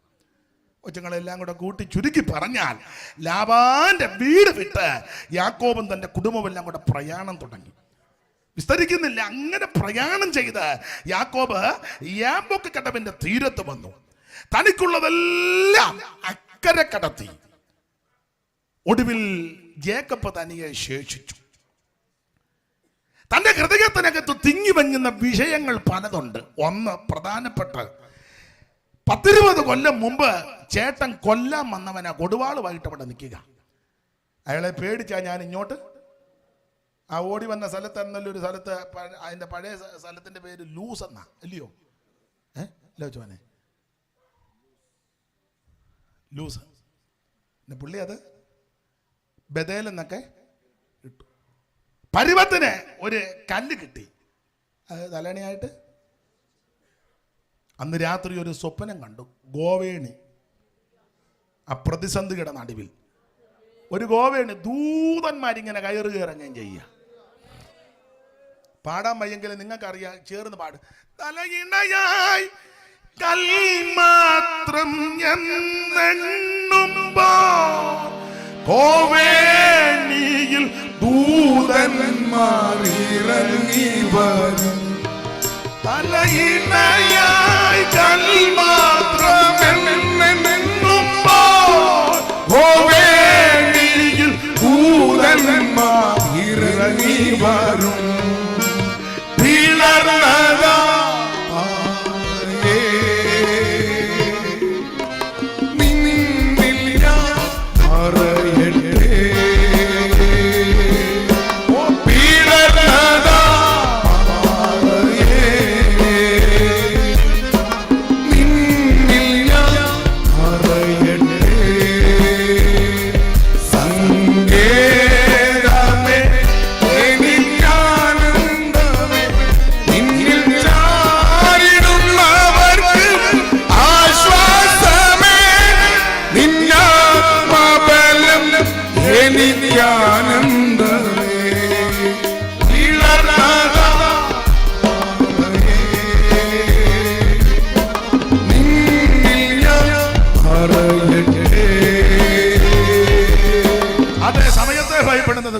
JB പീറ്ററിന്റെ സുപ്രസിദ്ധ ആത്മീക ഗാനങ്ങളിൽ വളരെ പ്രചാരം നേടിയ ഈടുറ്റ ഗാനമാണ്. അതിപ്പോ പാടുമ്പോൾ എൻ്റെ പാട്ടയാ, നല്ല പവറാ. സ്തോത്രം ഒക്കെ സന്ദർഭോചിതമായിട്ട് പാട്ടൊക്കെ. ഇന്നാളൊരു യോഗത്തിന് പിള്ളേർ നല്ല യോഗം തുടങ്ങുക. സുബിനും ഉണ്ടായിരുന്നു ഒന്ന് ഉപദേശി പറഞ്ഞ് പ്രാർത്ഥിച്ചു. എനിക്കൊന്ന് ബെന്നിച്ചൻ തന്നെ പ്രാർത്ഥിച്ചു തുടങ്ങിയെന്ന് തോന്നുന്നു. പ്രാർത്ഥിച്ചു തുടങ്ങാന്ന് പ്രാർത്ഥിച്ചു. ഒരു പാട്ട് പാടാൻ പാടിയപ്പോൾ ഒരു തള്ള ഇരുന്ന് പാടുക. ഒലിവുമല ഒരുങ്ങിക്കഴിഞ്ഞല്ലോ. ഒരു യോഗം തുടങ്ങുക. അതിൻ്റെ തള്ളക്ക് തന്നെ ആ പാട്ട് കുഴപ്പമാണെന്നല്ല പറഞ്ഞേ. ഒരു യോഗം തുടങ്ങുമ്പോൾ ആ പാട്ടാണോ അമ്മയെ പാടുന്നേ? അമ്മ ചോദിക്കുക പിന്നെ എന്നെ തന്നെ. അപ്പൊ ശ്രദ്ധിച്ചേ, ഇപ്പോഴും ആ പാട്ട് JB പീറ്റർ മൺമറഞ്ഞ കർത്താവിന്റെ ദാസൻ അദ്ദേഹത്തിന്റെ പാട്ട് പാടി ഇപ്പോഴും ആകം കത്തുക. ഇങ്ങനെ പ്രതിസന്ധിയുടെ നടുവിലായി യാക്കോബ് ഓടിപ്പോന്നത്. ചേട്ടൻ കൊല്ലാൻ നിൽക്കുന്നു, വീട് വിട്ടു, സകലതും നഷ്ടപ്പെട്ടു, ഭക്ഷിപ്പാൻ ആഹാരമില്ലായിരുന്നു, ധരിപ്പാൻ വസ്ത്രമില്ല, കയറിക്കിടക്കിന് ഇടമില്ല. അങ്ങനെ പേടിച്ചോടിയ പത്തനാരാമി വന്ന് പ്രശ്നങ്ങളെല്ലാം പരിഹരിച്ച് അവിടെ കയറി, അമ്മാച്ചൻ്റെ വീട്ടിൽ കയറി, 2 പെൺപിള്ളാരെ വിവാഹം കഴിച്ചു, ദാസിമാരെയും കൂടെ കൊടുത്തു, കൊച്ചുങ്ങളുമായി മറുകും പുള്ളിയുള്ള ആടുകളെല്ലാം കൂടെ അങ്ങോട്ട് പെറ്റുപെരുകി ധനവാനായി. പക്ഷെ ഇപ്പൊ ഇവിടെ നിൽക്കാൻ മേല. ഇതുങ്ങളെല്ലാം കൂടെ പെറുക്കി കെട്ടി അങ്ങോട്ട് പോവാം. അവിടെ ചെല്ലുമ്പോൾ ചേട്ടൻ കൊല്ലുവോ തട്ടുവോ എന്നാന്ന് ഒരു പിടുത്തവും കിട്ടുന്നില്ല. ഇത് ഭാര്യമാരാരോടും പറഞ്ഞുമില്ല. അതുങ്ങളോട് പറയുകയാണെങ്കിൽ പറയാം, എന്നാൽ ഇയാളങ്ങ് പോയാൽ മതി, ഞങ്ങൾ പറയാഞ്ഞിട്ട് നീറ്റിലും നിലയിലും നിർത്തുന്നില്ല. പിന്നെ ഇതെങ്ങാനും ആ പെണ്ണുങ്ങളോട് വീട്ടിൽ വെച്ച് പറയടി, എൻ്റെ ചേട്ടൻ എന്നെ പണ്ട് കൊല്ലാൻ വന്നതാ, അങ്ങനെ ഞാൻ ഓടി വന്നെന്നെങ്ങാനും ഈ റേച്ചലിനോട് പറഞ്ഞാൽ, സ്തോത്രം, ആരോടും മിണ്ടുന്നില്ല, തന്നെത്താൻ. അങ്ങനെയുള്ള അനേക സഹോദരന്മാർ കാണും, സഹോദരിമാരും കാണും. ആരോടും നമുക്കിപ്പോൾ സഭയിൽ പോലും ഒരു കാര്യം പറയാൻ അയ്യോ പ്രാർത്ഥനാ വിഷയം വല്ലതും പറയാൻ പറ്റുമോ? പിന്നെ ഒരു പരുവത്തിലൊക്കെ ഉള്ളതേ പറയാവുള്ളൂ, അല്ലാത്ത ഒന്നും ചെയ്യരുത്, മിണ്ടരുതേ. ചെയ്യേണ്ട മാർഗം കൂടെ പറയാം. അച്ചായനും അമ്മാമ്മയും കൂടെ തന്നെ ഇരുന്ന് പ്രാർത്ഥിച്ച് ബലപ്പെട്ടോണം. ഒരു കുഞ്ഞുങ്ങളോട് പറയരുത്, ദൈവത്തോട് പറഞ്ഞോണം. ആരോടും പറയാതെ തിങ്ങി വിങ്ങുന്ന വേദനയുമായി ജേക്കബ് ഈ യാബോക്ക് കടവിന്റെ തീരത്ത് ചേട്ടൻ കൊല്ലാൻ നിൽക്കുക. ഭാര്യമാരോടും പറഞ്ഞില്ല, ദാസിമാരോടും പറഞ്ഞില്ല, പിള്ളേരോടും പറഞ്ഞില്ല. പിള്ളേരോട് പറഞ്ഞ അവന്മാർ പറയും, പപ്പ ഇവിടെ നിൽക്കുക, ഞാനിപ്പോൾ ചെന്ന് പേരപ്പൻ്റെ പടല് കണ്ടിച്ചുകൊണ്ട് അവന്മാർ അത്രയാ. കാരണം സാഹസക്കാർ പിള്ളേരാ. പെങ്ങളെ ഏതാണ്ട് ചെയ്യുന്നെന്നും പറഞ്ഞ അമ്മമാർ അന്നേരം തന്നെ വടിവാളുമായിട്ട് രാത്രി ഇറങ്ങി ചെന്ന് സ്നാനപ്പെട്ടവന്മാരെ എല്ലാം ശരിയാക്കി വെച്ച് വന്ന കൊച്ചുങ്ങളാണ്. അതുകൊണ്ട് പിള്ളേരോടും ഒന്നും മിണ്ടാനൊക്കത്തില്ല, കൊച്ചുങ്ങളോടൊന്നും എല്ലാ കാര്യമൊന്നും പറയരുത്. ചുരുക്കി പറഞ്ഞാൽ തിങ്ങി വിങ്ങുന്ന ഹൃദയവേദനയുമായിട്ട് യാക്കോബ് യാബോക്ക് കടവിന്റെ തീരത്ത് അന്ന് രാത്രി ദൈവദൂതൻ ഇറങ്ങി. ദൂതനെ കണ്ടപ്പോൾ ദൂതനുമായിട്ട് മല്ല് പിടിച്ചെന്ന ഉൽപ്പത്തിയിൽ ഹോശിയ പ്രവാചകൻ പറഞ്ഞ മല്ല് പിടിച്ചെന്നല്ല, പ്രാർത്ഥിച്ചെന്ന. അന്ന് രാത്രി പ്രശ്നകലുഷിതമായ അന്തരീക്ഷത്തിൽ അവിടുന്ന് യാക്കോബ് ദൈവത്തോട് പ്രാർത്ഥിച്ചു. ദൂതൻ യാക്കോബ് മല്ല് പിടിച്ചെന്ന് പറഞ്ഞ പ്രാർത്ഥനയിൽ പോരാടുക. ആ പ്രാർത്ഥനയിൽ പോരാടി നേരം വെളുത്തിട്ടും യാക്കോബ് പ്രാർത്ഥന നിർത്തുന്നില്ല. അപ്പോൾ ദൂതൻ പറഞ്ഞു, ജേക്കബേ എനിക്ക് പോണം, വിടാൻ പറഞ്ഞു. ഇല്ലില്ല, നീ എന്നെ അനുഗ്രഹിച്ചല്ലാതെ ഞാൻ നിന്നെ വിടുകയില്ല. വിടുന്നില്ല എന്ന് കണ്ടപ്പോൾ ദൂതൻ യാക്കോബിന്റെ തുടയുടെ തടമൊന്ന് തൊട്ടു. ഞാൻ ഇങ്ങനെ അങ്ങ് വ്യാഖ്യാനിക്കുക, തന്റെ കൈ കൊണ്ട് യാക്കോബിനെ സ്പർശിച്ചു. ഈ പഴയ നിയമത്തിൽ പല സ്ഥലത്തും ദൂതൻ ദൂതൻ ദൂതൻ എന്ന് പറയുന്നത് സൂക്ഷ്മമായി പഠിച്ചാൽ ചിലയിടങ്ങളിൽ അത് ദൈവം തന്നെ. പഴയ നിയമത്തിൽ പല സ്ഥലങ്ങളിലും ദൂതൻ ദൂതൻ എന്ന് പറയുന്നത് സൂക്ഷ്മമായി വേദം പഠിക്കുന്നവർക്കറിയാം സർവജ്ഞനായ ദൈവം തന്നെ. അങ്ങനെയെങ്കിൽ ഇന്ന് രാത്രി ഇങ്ങനെ അങ്ങോട്ട് ചിന്തിക്ക്, അന്ന് രാത്രി ദൈവത്തിന്റെ കരം യാക്കോബിനെ സ്പർശിച്ചു. ചോദിച്ചു പേരെന്നാ? പേര് യാക്കോബ്. കൃത്യം പറഞ്ഞു. പണ്ട് അപ്പച്ചൻ ചോദിച്ചവൻ പറഞ്ഞു ഏശാവാണ്. ഇപ്പൊ സൂക്ഷം പറഞ്ഞു. തൊടണ്ടവൻ തൊട്ടാ ഏതവനും പറയും യാക്കോബ്. അപ്പൊ പറഞ്ഞു, നീ സത്യം പറഞ്ഞല്ലോ, നീ ദൈവത്തോട് മനുഷ്യരോട് മല്ല് പിടിച്ച് ജയിച്ചത് കൊണ്ട് ഇനി നിന്റെ പേര് ജേക്കബ്, ഉബായി, കളിപ്പീരുകാരൻ, പറ്റിക്കക്കാരനെന്നല്ല, നിന്റെ പേര് ഇസ്രായേൽ, ദൈവത്തിന്റെ പ്രഭുവാണ്. സ്തോത്രം. വിവരിക്കുന്നില്ല, സമയത്തെ ഭയപ്പെടുന്നത് കൊണ്ടാ. സ്തോത്രം. അപ്പൊ ദൈവത്തിന്റെ കൈ യാക്കോബിനെ സ്പർശിച്ചു. അപ്പോൾ എന്തോ സംഭവിച്ചു. 33-4 താഴെ തന്നെ 33-4 ചേർത്ത് വായിച്ചു, എങ്കിലേ അത് ഒപ്പിച്ച് വരാൻ പറ്റും. ഏശാവ് ഓടി വന്ന് അവനെ എതിരേറ്റ് ആലിംഗനം ചെയ്ത് അവന്റെ കഴുത്തിൽ വീണവനെ ചുംബിച്ചു. രണ്ടുപേരും കരഞ്ഞു. പിന്നെ അവൻ തലപൊക്കി എന്നോട് നോക്കിയേ. അന്ന് രാത്രി സർവജ്ഞനായ ദൈവം യാക്കോബിനെ തൊട്ടു. യാക്കോബിനെ ദൈവം തൊട്ടപ്പോൾ എന്തോ സംഭവിച്ചു. നമ്മുടെ പഠനത്തിന് ഇങ്ങനെ പറയാ, യാക്കോബിനെ ദൈവത്തിന്റെ കരം കൊണ്ട് സ്പർശിച്ചപ്പോൾ ഇവന്റെ പേര് മാറി, പ്രകൃതി മാറി, അനുഗ്രഹത്തിന്റെ പേര് കൊടുത്തു. മാത്രമല്ല, വിരോധമായി നിന്നവനെല്ലാം അനുകൂലപ്പെട്ടു വന്നു. ഇന്ന് രാത്രി ദൈവം നിന്നെ സ്പർശിച്ചാൽ നിന്റെ പേരും പ്രകൃതിയും മാറ്റി, ശാപദോഷങ്ങൾ മാറ്റി, കുടുംബത്തിന്റെ ശാപം മാറ്റി, തലമുറകളുടെ ശാപം മാറ്റി, സകല പാരമ്പര്യത്തിന്റെ ശക്തികളെ അടിച്ചു മാറ്റി അവൻ വിരോധമായി നിൽക്കുന്നവർ ഇന്ന് രാത്രി നിനക്ക് അനുകൂലപ്പെട്ടു വരും. യാക്കോബിനെ തൊട്ടകരം കുറുകിപ്പോയിട്ടില്ല. രക്ഷിപ്പാൻ കഴിയാതെ വണ്ണം യഹോവയുടെ കൈ കുറുകിയില്ല. ഞാനൊരു കാര്യം വചനത്തിന്റെ വെളിച്ചത്തിൽ ദൈവമക്കളോട് പറയാ, നിനക്ക് വിരോധമായി മന്ത്രിക്കുന്നെങ്കിൽ, ചിന്തിക്കുന്നെങ്കിൽ, തന്ത്രങ്ങൾ ഒരുക്കുന്നെങ്കിൽ, കുരുക്കൊരുക്കുന്നെങ്കിൽ നമ്മുടെ ആയുധം പ്രാർത്ഥനയാ. കേസിന് പോകരുത്, കോടതി പോകരുത്, വഴക്കുണ്ടാക്കാൻ പോകരുത്, വക്കാണത്തിന് പോകരുത്, ഗുണ്ടകളെ ഇറക്കണ്ട, ആ വടിവാളും കൊടുവാളും ഇടികട്ടെ നെഞ്ചക്കും നാടൻ ബോംബ് ഒന്നും വേണ്ട. നമ്മുടെ ആയുധം പ്രാർത്ഥനയാ. നീ മുടങ്കാൽ, ദൈവമക്കൾ മുടങ്കാൽ ഇരിക്കണം.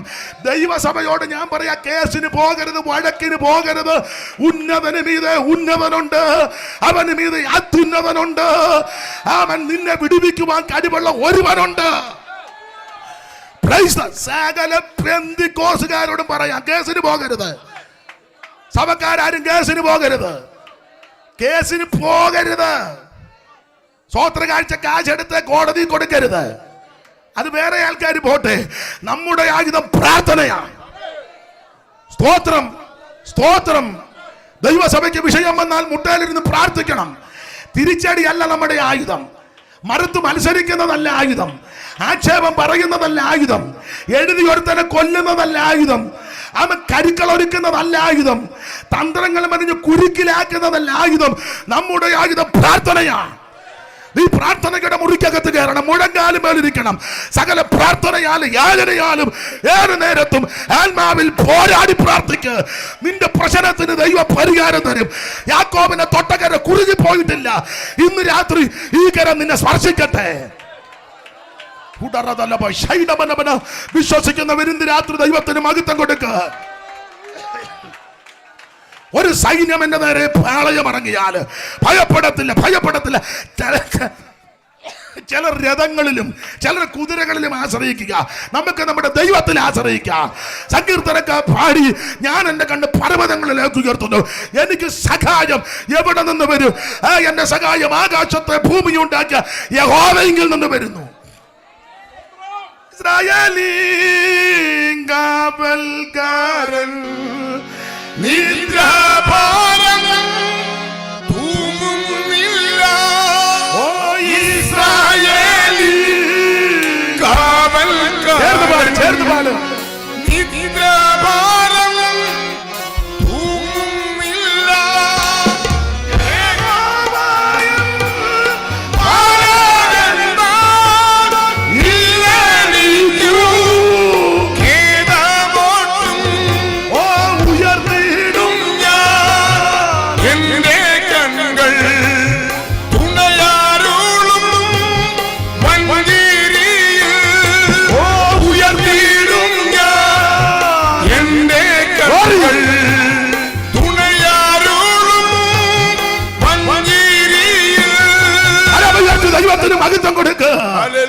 എന്നെ കേൾക്കുന്ന പ്രിയരെ, യാക്കോബിനെ തൊട്ടകര കുറുകി പോയിട്ടില്ല.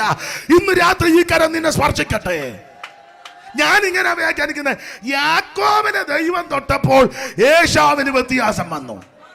ഇന്ന് രാത്രി ഈ കരം നിന്നെ തൊട്ടാ മതി, അവനോട് വ്യത്യാസം വരും. നിന്നെ സ്പർശിച്ചാൽ മതി, മറ്റവനും വ്യത്യാസം വരും. യാക്കോബിനെ സ്പർശിച്ച കരം ഇന്ന് രാത്രി കുറുകി പോയിട്ടില്ല. ഈ യോഗത്തിൽ സംബന്ധിക്കുന്നവർ വെറുതെ തിരിച്ചു പോകരുത്. ദീർഘനാളുകളായി നിനക്കെതിരെ തന്ത്രങ്ങളും ഗൂഢപ്രയോഗങ്ങളും മെനയുന്ന വ്യക്തികളെ ദൈവം അനുകൂലപ്പെടുത്താൻ പോകുകയാ. വിശ്വസിച്ച് ഇന്ന് രാത്രി സ്തോത്രം ചെയ്യുക. ദൈവത്തിന് മഹത്വം, ദൈവത്തിന് മഹത്വം, ദൈവത്തിന് മഹത്വം, ദൈവത്തിന് മഹത്വം. യാക്കോബിനെ തൊട്ടകര കുറുകിയിട്ടില്ല. സമയത്തെ ഭയപ്പെടുന്നു. ഇവർ രണ്ടുപേരും ഇടയ്ക്കൊന്ന് സംസാരിച്ചു. അത് സമയത്തെ പറ്റിയാണോ എന്ന് എനിക്കൊരു, ഞാൻ ഇച്ചിരി സമയം കൂടി എടുക്കട്ടെ. നീ പെട്ടെന്ന് നിർത്താം. സ്തോത്രം. നിങ്ങൾ ചെല്ലേക്ക് ദൈവമേ മുന്നിൽ വന്ന് പെട്ടും പോയി അയാൾ എന്നെ ബോധമില്ലാത്തവനാ, എഴുന്നേറ്റെങ്ങാനും പോയാൽ അയാൾ വായി വരുന്നത് അല്ല. ആ ചിന്തയോടെ ഇരിക്കുന്നത് എനിക്കറിയാം. നാളെ പറഞ്ഞത് അയാളുടെ മുന്നിലെങ്കിലും ചെന്ന് ഇല്ല പെട്ടെന്ന് നിർത്താം. അപ്പൊ ശ്രദ്ധിച്ചേ, യാക്കോബിനെ തൊട്ടകരം കുറുകി പോയിട്ടില്ല. രക്ഷിപ്പാൻ കഴിയാതെ വണ്ണം ആ കരം ഇന്ന് രാത്രി നമ്മെ സ്പർശിക്കട്ടെ. ഇനി വാക്യങ്ങളെല്ലാം എടുത്ത് വായിപ്പിച്ച് സമയം കളയുന്നില്ല. രാജാക്കന്മാരുടെ 1-ാം പുസ്തകം 19 വായിക്കുന്നത്, യഹോവയുടെ ദൂതൻ 2-ാം പ്രാവശ്യം, എന്നാ പറയുന്നത്, നിർത്തണോ?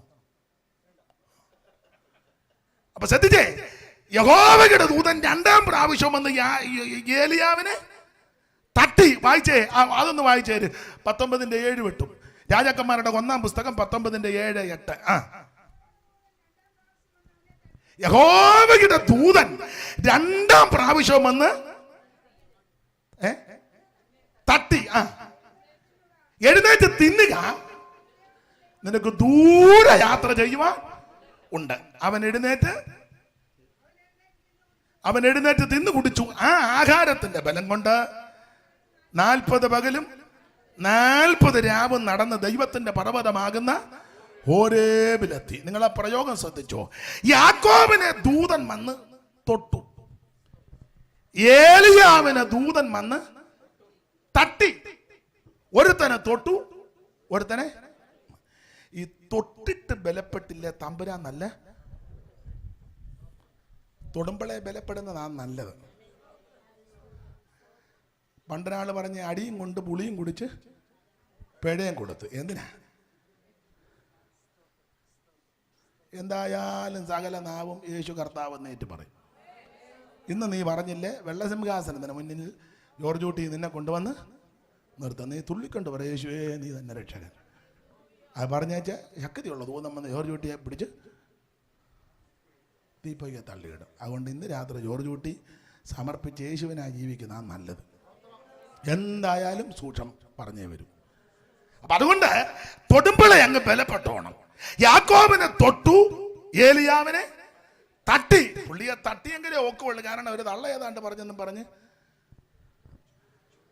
തള്ളയുടെ പ്രവാചകന്മാരെയെല്ലാം പുള്ളി അന്നേരത്തെ മൂച്ചിന് കയറി തകർന്നു.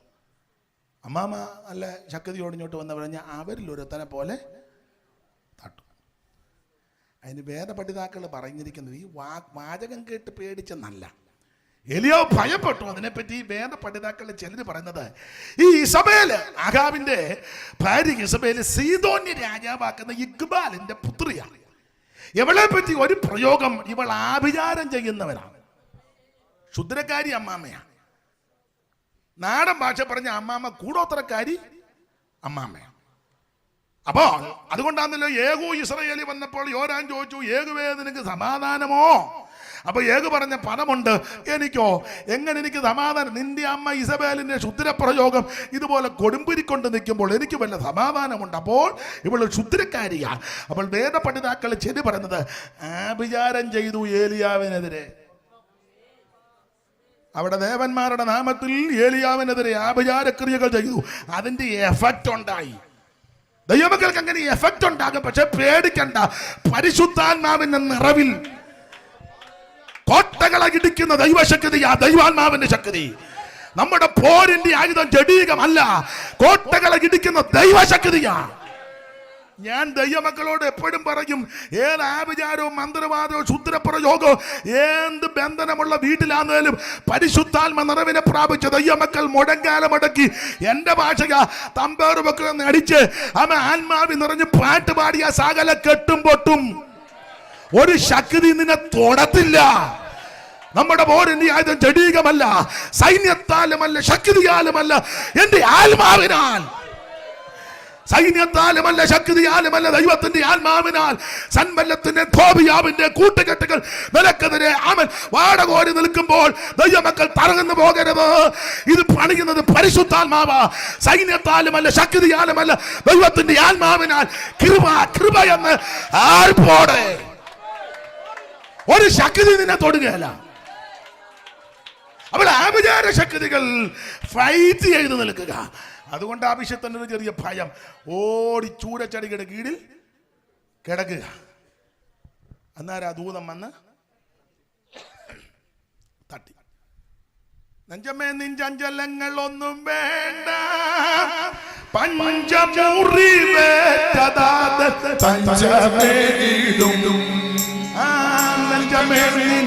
ചഞ്ചലങ്ങളൊന്നും വേണ്ട, പഞ്ചമുറി വേണ്ടതാതൻ പഞ്ചമേലിടും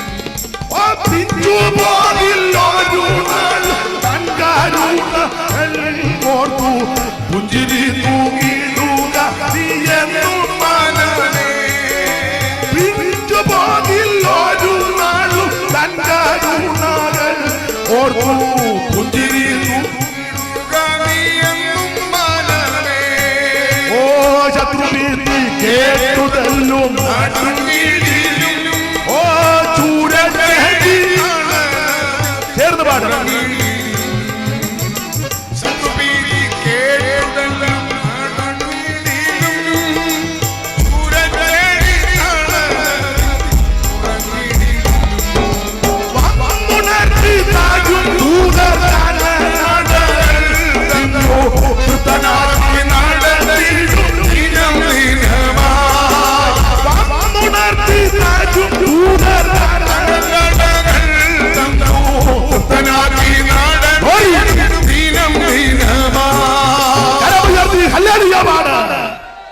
ദൂതൻ വന്ന് തട്ടി എഴുന്നേറ്റ് ബലപ്പെടാൻ പറഞ്ഞു. നീ ഇതെല്ലാം കൂടെ കണ്ട് പേടിക്കൊന്നും വേണ്ട. എടാ ഒരു തള്ള അവിടെ ഇരുന്ന് ആവശ്യമില്ലാത്ത എല്ലാം കൂടെ വിളിച്ചു പറഞ്ഞെന്നോർത്ത് എടാ അവിടെ ഇവിടെ ഇരുന്ന് ഓരോ തന്തയും തള്ള ഓരോരുത്തരും പറയുന്നത് നീ എന്തിനാ പേടിക്കുന്നേ? നിന്നെ വിളിച്ച ദൈവമല്ലേ? നിന്റെ മേലൊരു അഭിഷേകമില്ലേ? നിന്റെ മേലൊരു ദൈവകൃപയില്ലേ? കർത്താവല്ലേ നിന്നെ വിളിച്ചത്? അവിടെ ഇരുന്നൊരു തള്ള ഏതാണ്ട് പറഞ്ഞു, അപ്പുറം അവിടെ ഇരുന്നപ്പം വേറൊരു തന്ത ഏതാണ്ട് പറഞ്ഞു, അവിടെ ഇരുന്നുകൊണ്ട് വേറൊരുത്തൻ ഏതാണ്ട് പറഞ്ഞു. ചുമ്മാ പോടാ എടാ പൊട്ട, അഖിലാണ്ടം കണ്ട ഉടയവനല്ലേ നിന്നെ വിളിച്ചേ? ഈ കാണുന്ന സകലത്തെയും നിയന്ത്രിക്കുന്നവനല്ലേ നിന്റെ രക്ഷിതാവ്? ഉണ്ടാകട്ടെ എന്ന വാക്കിൽ സകലത്തെ ഉരുവാക്കിയവനല്ലയോ നിന്റെ ദൈവം? നമ്മുടെ ദൈവത്തെ പോലെ വലിയ ദൈവം ആരുള്ളൂ? ഈ ദൈവം എന്നും എന്നേക്ക് നമ്മുടെ ദൈവമാ. അപ്പൊ അവിടെ ഇവിടെ ഇരുന്ന് ഏതായാലും മാക്രി എന്തായാലും പറയുന്നതുകൊണ്ട് നീ ഉടനെ കോക്കറി കുത്തേണ്ട കാര്യമൊന്നും. ഞാൻ പണ്ടും പ്രസംഗിച്ചതാ, നിങ്ങൾ ചിലർ കേട്ടിട്ടുണ്ടായിരിക്കും. ആന ഇങ്ങനെ നടന്നു പോകുമ്പോ പന്ന പട്ടി കടന്ന് ഏതേലും ആന ഡോണോ എന്തിനാ കുരച്ചേ? ടൈഗർ എന്തിനാ? എടാ ആനയല്ലേ? പഴയ കണക്കാ. എന്റെ അമ്മ പറഞ്ഞു കേട്ടതാ, നടക്ക് 4000 മുടിക്ക് 3000. ആനയ്ക്ക് ഇപ്പോഴത്തെ അല്ല, ചക്രമുള്ള കാലത്തെ കണക്കാ. പഴയ കണക്ക് ചക്രം യോടി. അതിനു മുമ്പേ ഉണ്ടായിരുന്നു കാല്, അരക്കാല്, മുക്കാല്, മാഹാണി, മുണ്ടാണി. അച്ഛനറിയാം മുണ്ടാണി കണക്ക്, മാഹാണി മുണ്ടാണി കണക്ക്. അന്നത്തെ കാലത്ത് ആനയുടെ കണക്കാ. നടക്ക് 4000 മുടിക്ക് 3000. അങ്ങനെയുള്ള കാലത്ത് ആന പോകുമ്പോൾ പട്ടി കടന്ന് കുറച്ച് ആനയെല്ലാം കൂടെ പട്ടിയുടെ പുറകെ ആനയാ. ഏലിയാവെ ഒരു തള്ള ഏതാണ്ടും പറഞ്ഞെന്ന് ഓർത്ത് നീ അവിടെ കിടന്ന് ഒറ്റ തട്ട് കൊടുത്തു. പുള്ളി ചാടി എഴുന്നേറ്റ് പോടാന്ന് പറഞ്ഞു. ആഹാരം കൊടുത്തു, അപ്പവും അട കൊടുത്ു. സ്തോത്രം. പിന്നെയും പാട്ട് വരുന്നു, CS-ന്റെ പാട്ടാണ്. ഒറ്റണപാനീയമില്ലാതല്ലഞ്ഞിടുമ്പോൾ ശക്തിമാന്മാരുടെ നല്ല ഭോജനമേകും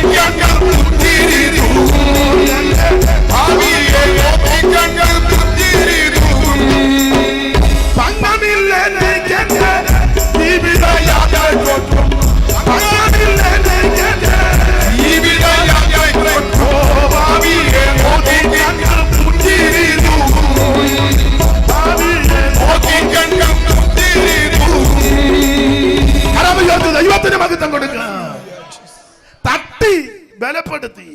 ആ ആഹാരത്തിന്റെ ബലം കൊണ്ട് 40 രാവ് 40 പകലും നടന്ന് ദൈവത്തിന്റെ പർവ്വതമാകുന്ന ഹോരേബിലെത്തി. എന്ന് പറഞ്ഞാൽ ദൈവത്തിന്റെ കരം നിന്നെ സ്പർശിച്ചാൽ നിന്റെ മരണഭീതിയും പ്രശ്നങ്ങൾ പരിഹരിച്ച് നീ ഉദ്ദേശിക്കാത്ത സ്ഥലത്ത് ദൈവം നിന്നെ കൊണ്ടെത്തിക്കും. തള്ളച്ചി ഓർത്തത് മിക്കവാറും ആള് ഇതോടെ തീരും ഇന്നും തീരുകയല്ല. ഇവിടെ ഇനിയും ശാബാത്തിന്റെ മകനെ അഭിഷേകം ചെയ്യാനുണ്ട്, യേഹുവിനെ വേർതിരിക്കേണ്ടതുണ്ട്.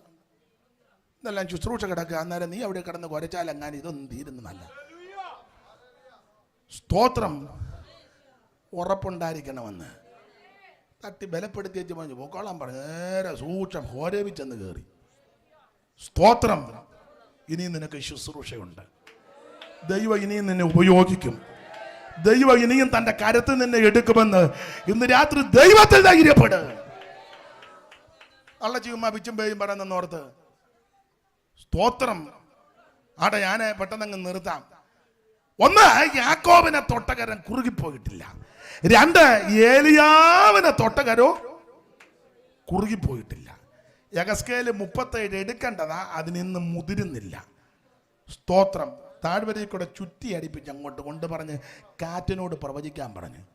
നിന്നങ്ങോട്ട് കാറ്റ് ഈ നിഗതന്മാരുടെ മേൽ അങ്ങോട്ട് ഊതാൻ പറഞ്ഞു. ദൈവത്തിന്റെ കൈ അവിടെ വന്നെന്ന. Praise the lord. അസ്ഥികളെല്ലാം എഴുന്നേറ്റൊരു സൈന്യമായി.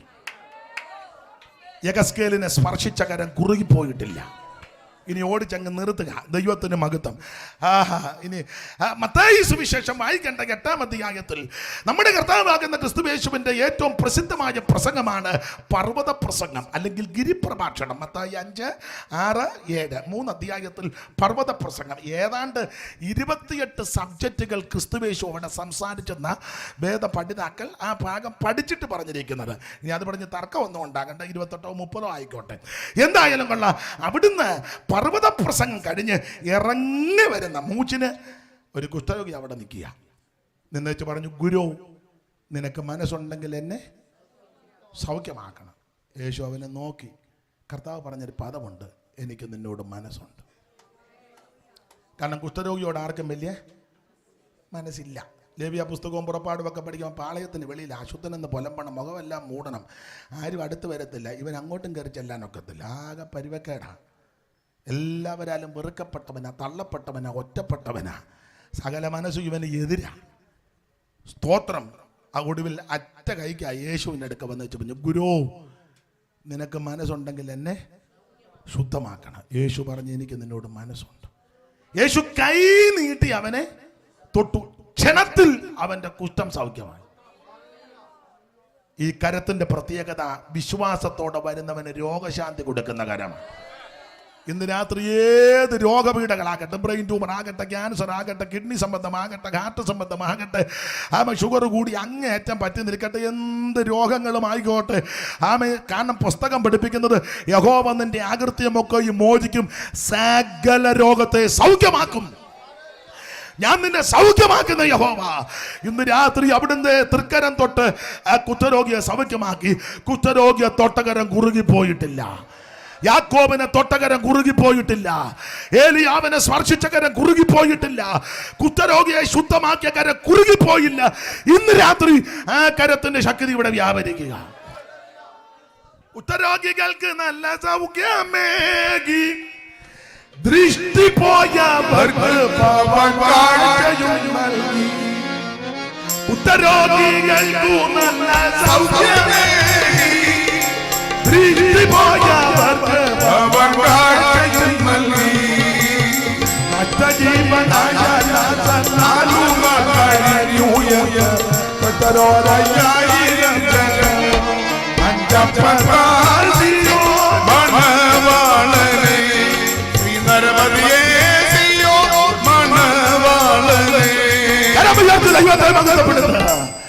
എന്നെ കേൾക്കുന്ന പ്രിയരെ, രക്ഷിപ്പാൻ കഴിയാതെ വണ്ണം യഹോവയുടെ കൈ കുറുകിയില്ല. യാക്കോബിനെ സ്പർശിച്ച കരം കുറുകിയില്ല.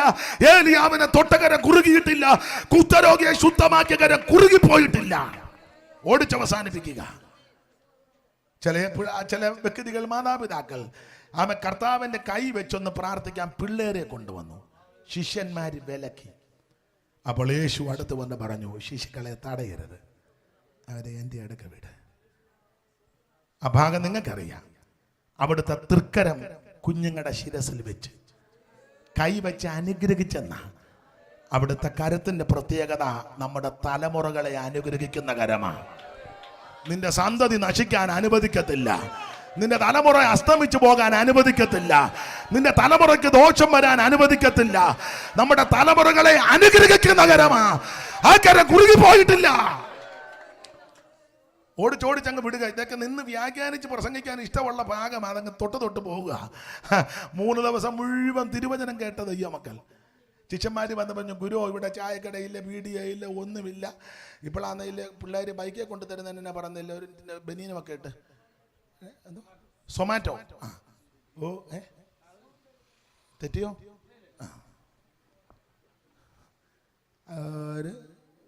ഒന്നുമില്ല. അന്ന് മൊബൈൽ ഇപ്പം പിന്നെ വീട്ടിൽ ഇരുന്ന് പറഞ്ഞ 3 ചിക്കൻ ഗ്രേവി വേണം. 10 മിനിറ്റ് കഴിയുമ്പം ഹോം ഡെലിവറി. അതാ ഒരു ഇംഗ്ലീഷ് കൂടി ഇരിക്കട്ടെ. ഇത്ര നേരം 1.25 മണിക്കൂർ നിന്നാൽ അന്ന് ഹോം ഡെലിവറി ഒന്നും ഒരു ഡെലിവറി ഇല്ല.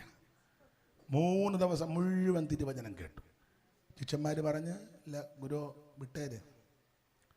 അന്ത്രയോസ് എന്നും യോഗം കേൾക്കുന്നുണ്ട്. പുള്ളിക്ക് ഇതൊന്നും വലിയ വിഷയമില്ല. പുള്ളി ഇടയിൽ കൂടെ ചെന്നൊരു കൊച്ചനെ കളിപ്പിച്ച് 5 അപ്പം അതിൻ്റെ അമ്മ എങ്ങാണ്ട് കൊടുത്തു വിട്ടതാ യോഗത്തിന് വന്നപ്പോൾ. അവനിവിടെ ലാവണ്യവാക്കും തിരുവചനം കേട്ടപ്പോൾ ഇത് മാറ്റി വെച്ചു. അന്ത്രയോസ് ഇതെന്നും കേൾക്കുന്നുണ്ട്. അവനിതൊന്നും വിഷയമില്ല. അവനിങ്ങനെ അടിച്ചു മാറ്റാൻ നല്ല വിരുദ. അടിച്ചു മാറ്റി. അപ്പോൾ എൻ്റെ ചിന്തയാണ്, അന്ത്രയോസൊക്കെ ചിന്തിച്ചതാ, ഗുരു പൊതുയോഗം പിരിച്ചു വിട്ടോ, ഞങ്ങൾക്ക് കമ്മിറ്റി ഉണ്ടെന്ന്. കർത്താവ് സർവജ്ഞാനിയല്ലേ. സമുദ്രത്തിൻ്റെ അടുത്തിട്ട് കൂടെ ഊളിയിട്ട് പോയ മത്സ്യത്തിൻ്റെ ഉദരത്തിൽ മറഞ്ഞിരുന്ന ചതുർദ്രമ കണ്ടവനാ കർത്താവ്.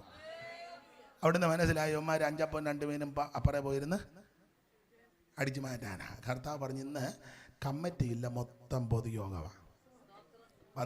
പന്തിയാട്ടം കൊണ്ടിരുത്താൻ പറഞ്ഞു. എന്നിട്ട് ചോദിച്ചു, നിങ്ങൾ അവർക്ക് ഭക്ഷിക്കാൻ കൊടുക്കുക. അയ്യോ ഞങ്ങളുടെ കയ്യിലൊന്നുമില്ല. ഒന്നുമില്ലയോ എന്ന് ചോദിച്ചു. ഉണ്ടെന്ന് പറഞ്ഞു. ഇനി കൊണ്ടുവരാൻ പറഞ്ഞു. 5 അപ്പവും 2 ചെറുമീനും എടുത്ത് അവിടുത്തെ തൃക്കരത്തിലോട്ട് കൊടുത്തു. അവിടുന്ന് അതെടുത്ത് ദൈവത്തെ മഹത്വപ്പെടുത്തി അങ്ങോട്ട് കൊടുത്തു. അയ്യോ വിളമ്പി ഇവന്മാരുടെ ഊപ്പാട് വരിക. കഴിച്ച് ആൾക്കാർ ഇങ്ങനെ വായിക്കും. എല്ലാവരും തിന്ന് 5 അപ്പവും ചെറുമീൻ 2 എടുത്തു വാഴ്ത്തി. 5 അപ്പവും ചെറുമീൻ 2 എടുത്തു വാഴ്ത്തി. 5000 സമൃദ്ധിയെ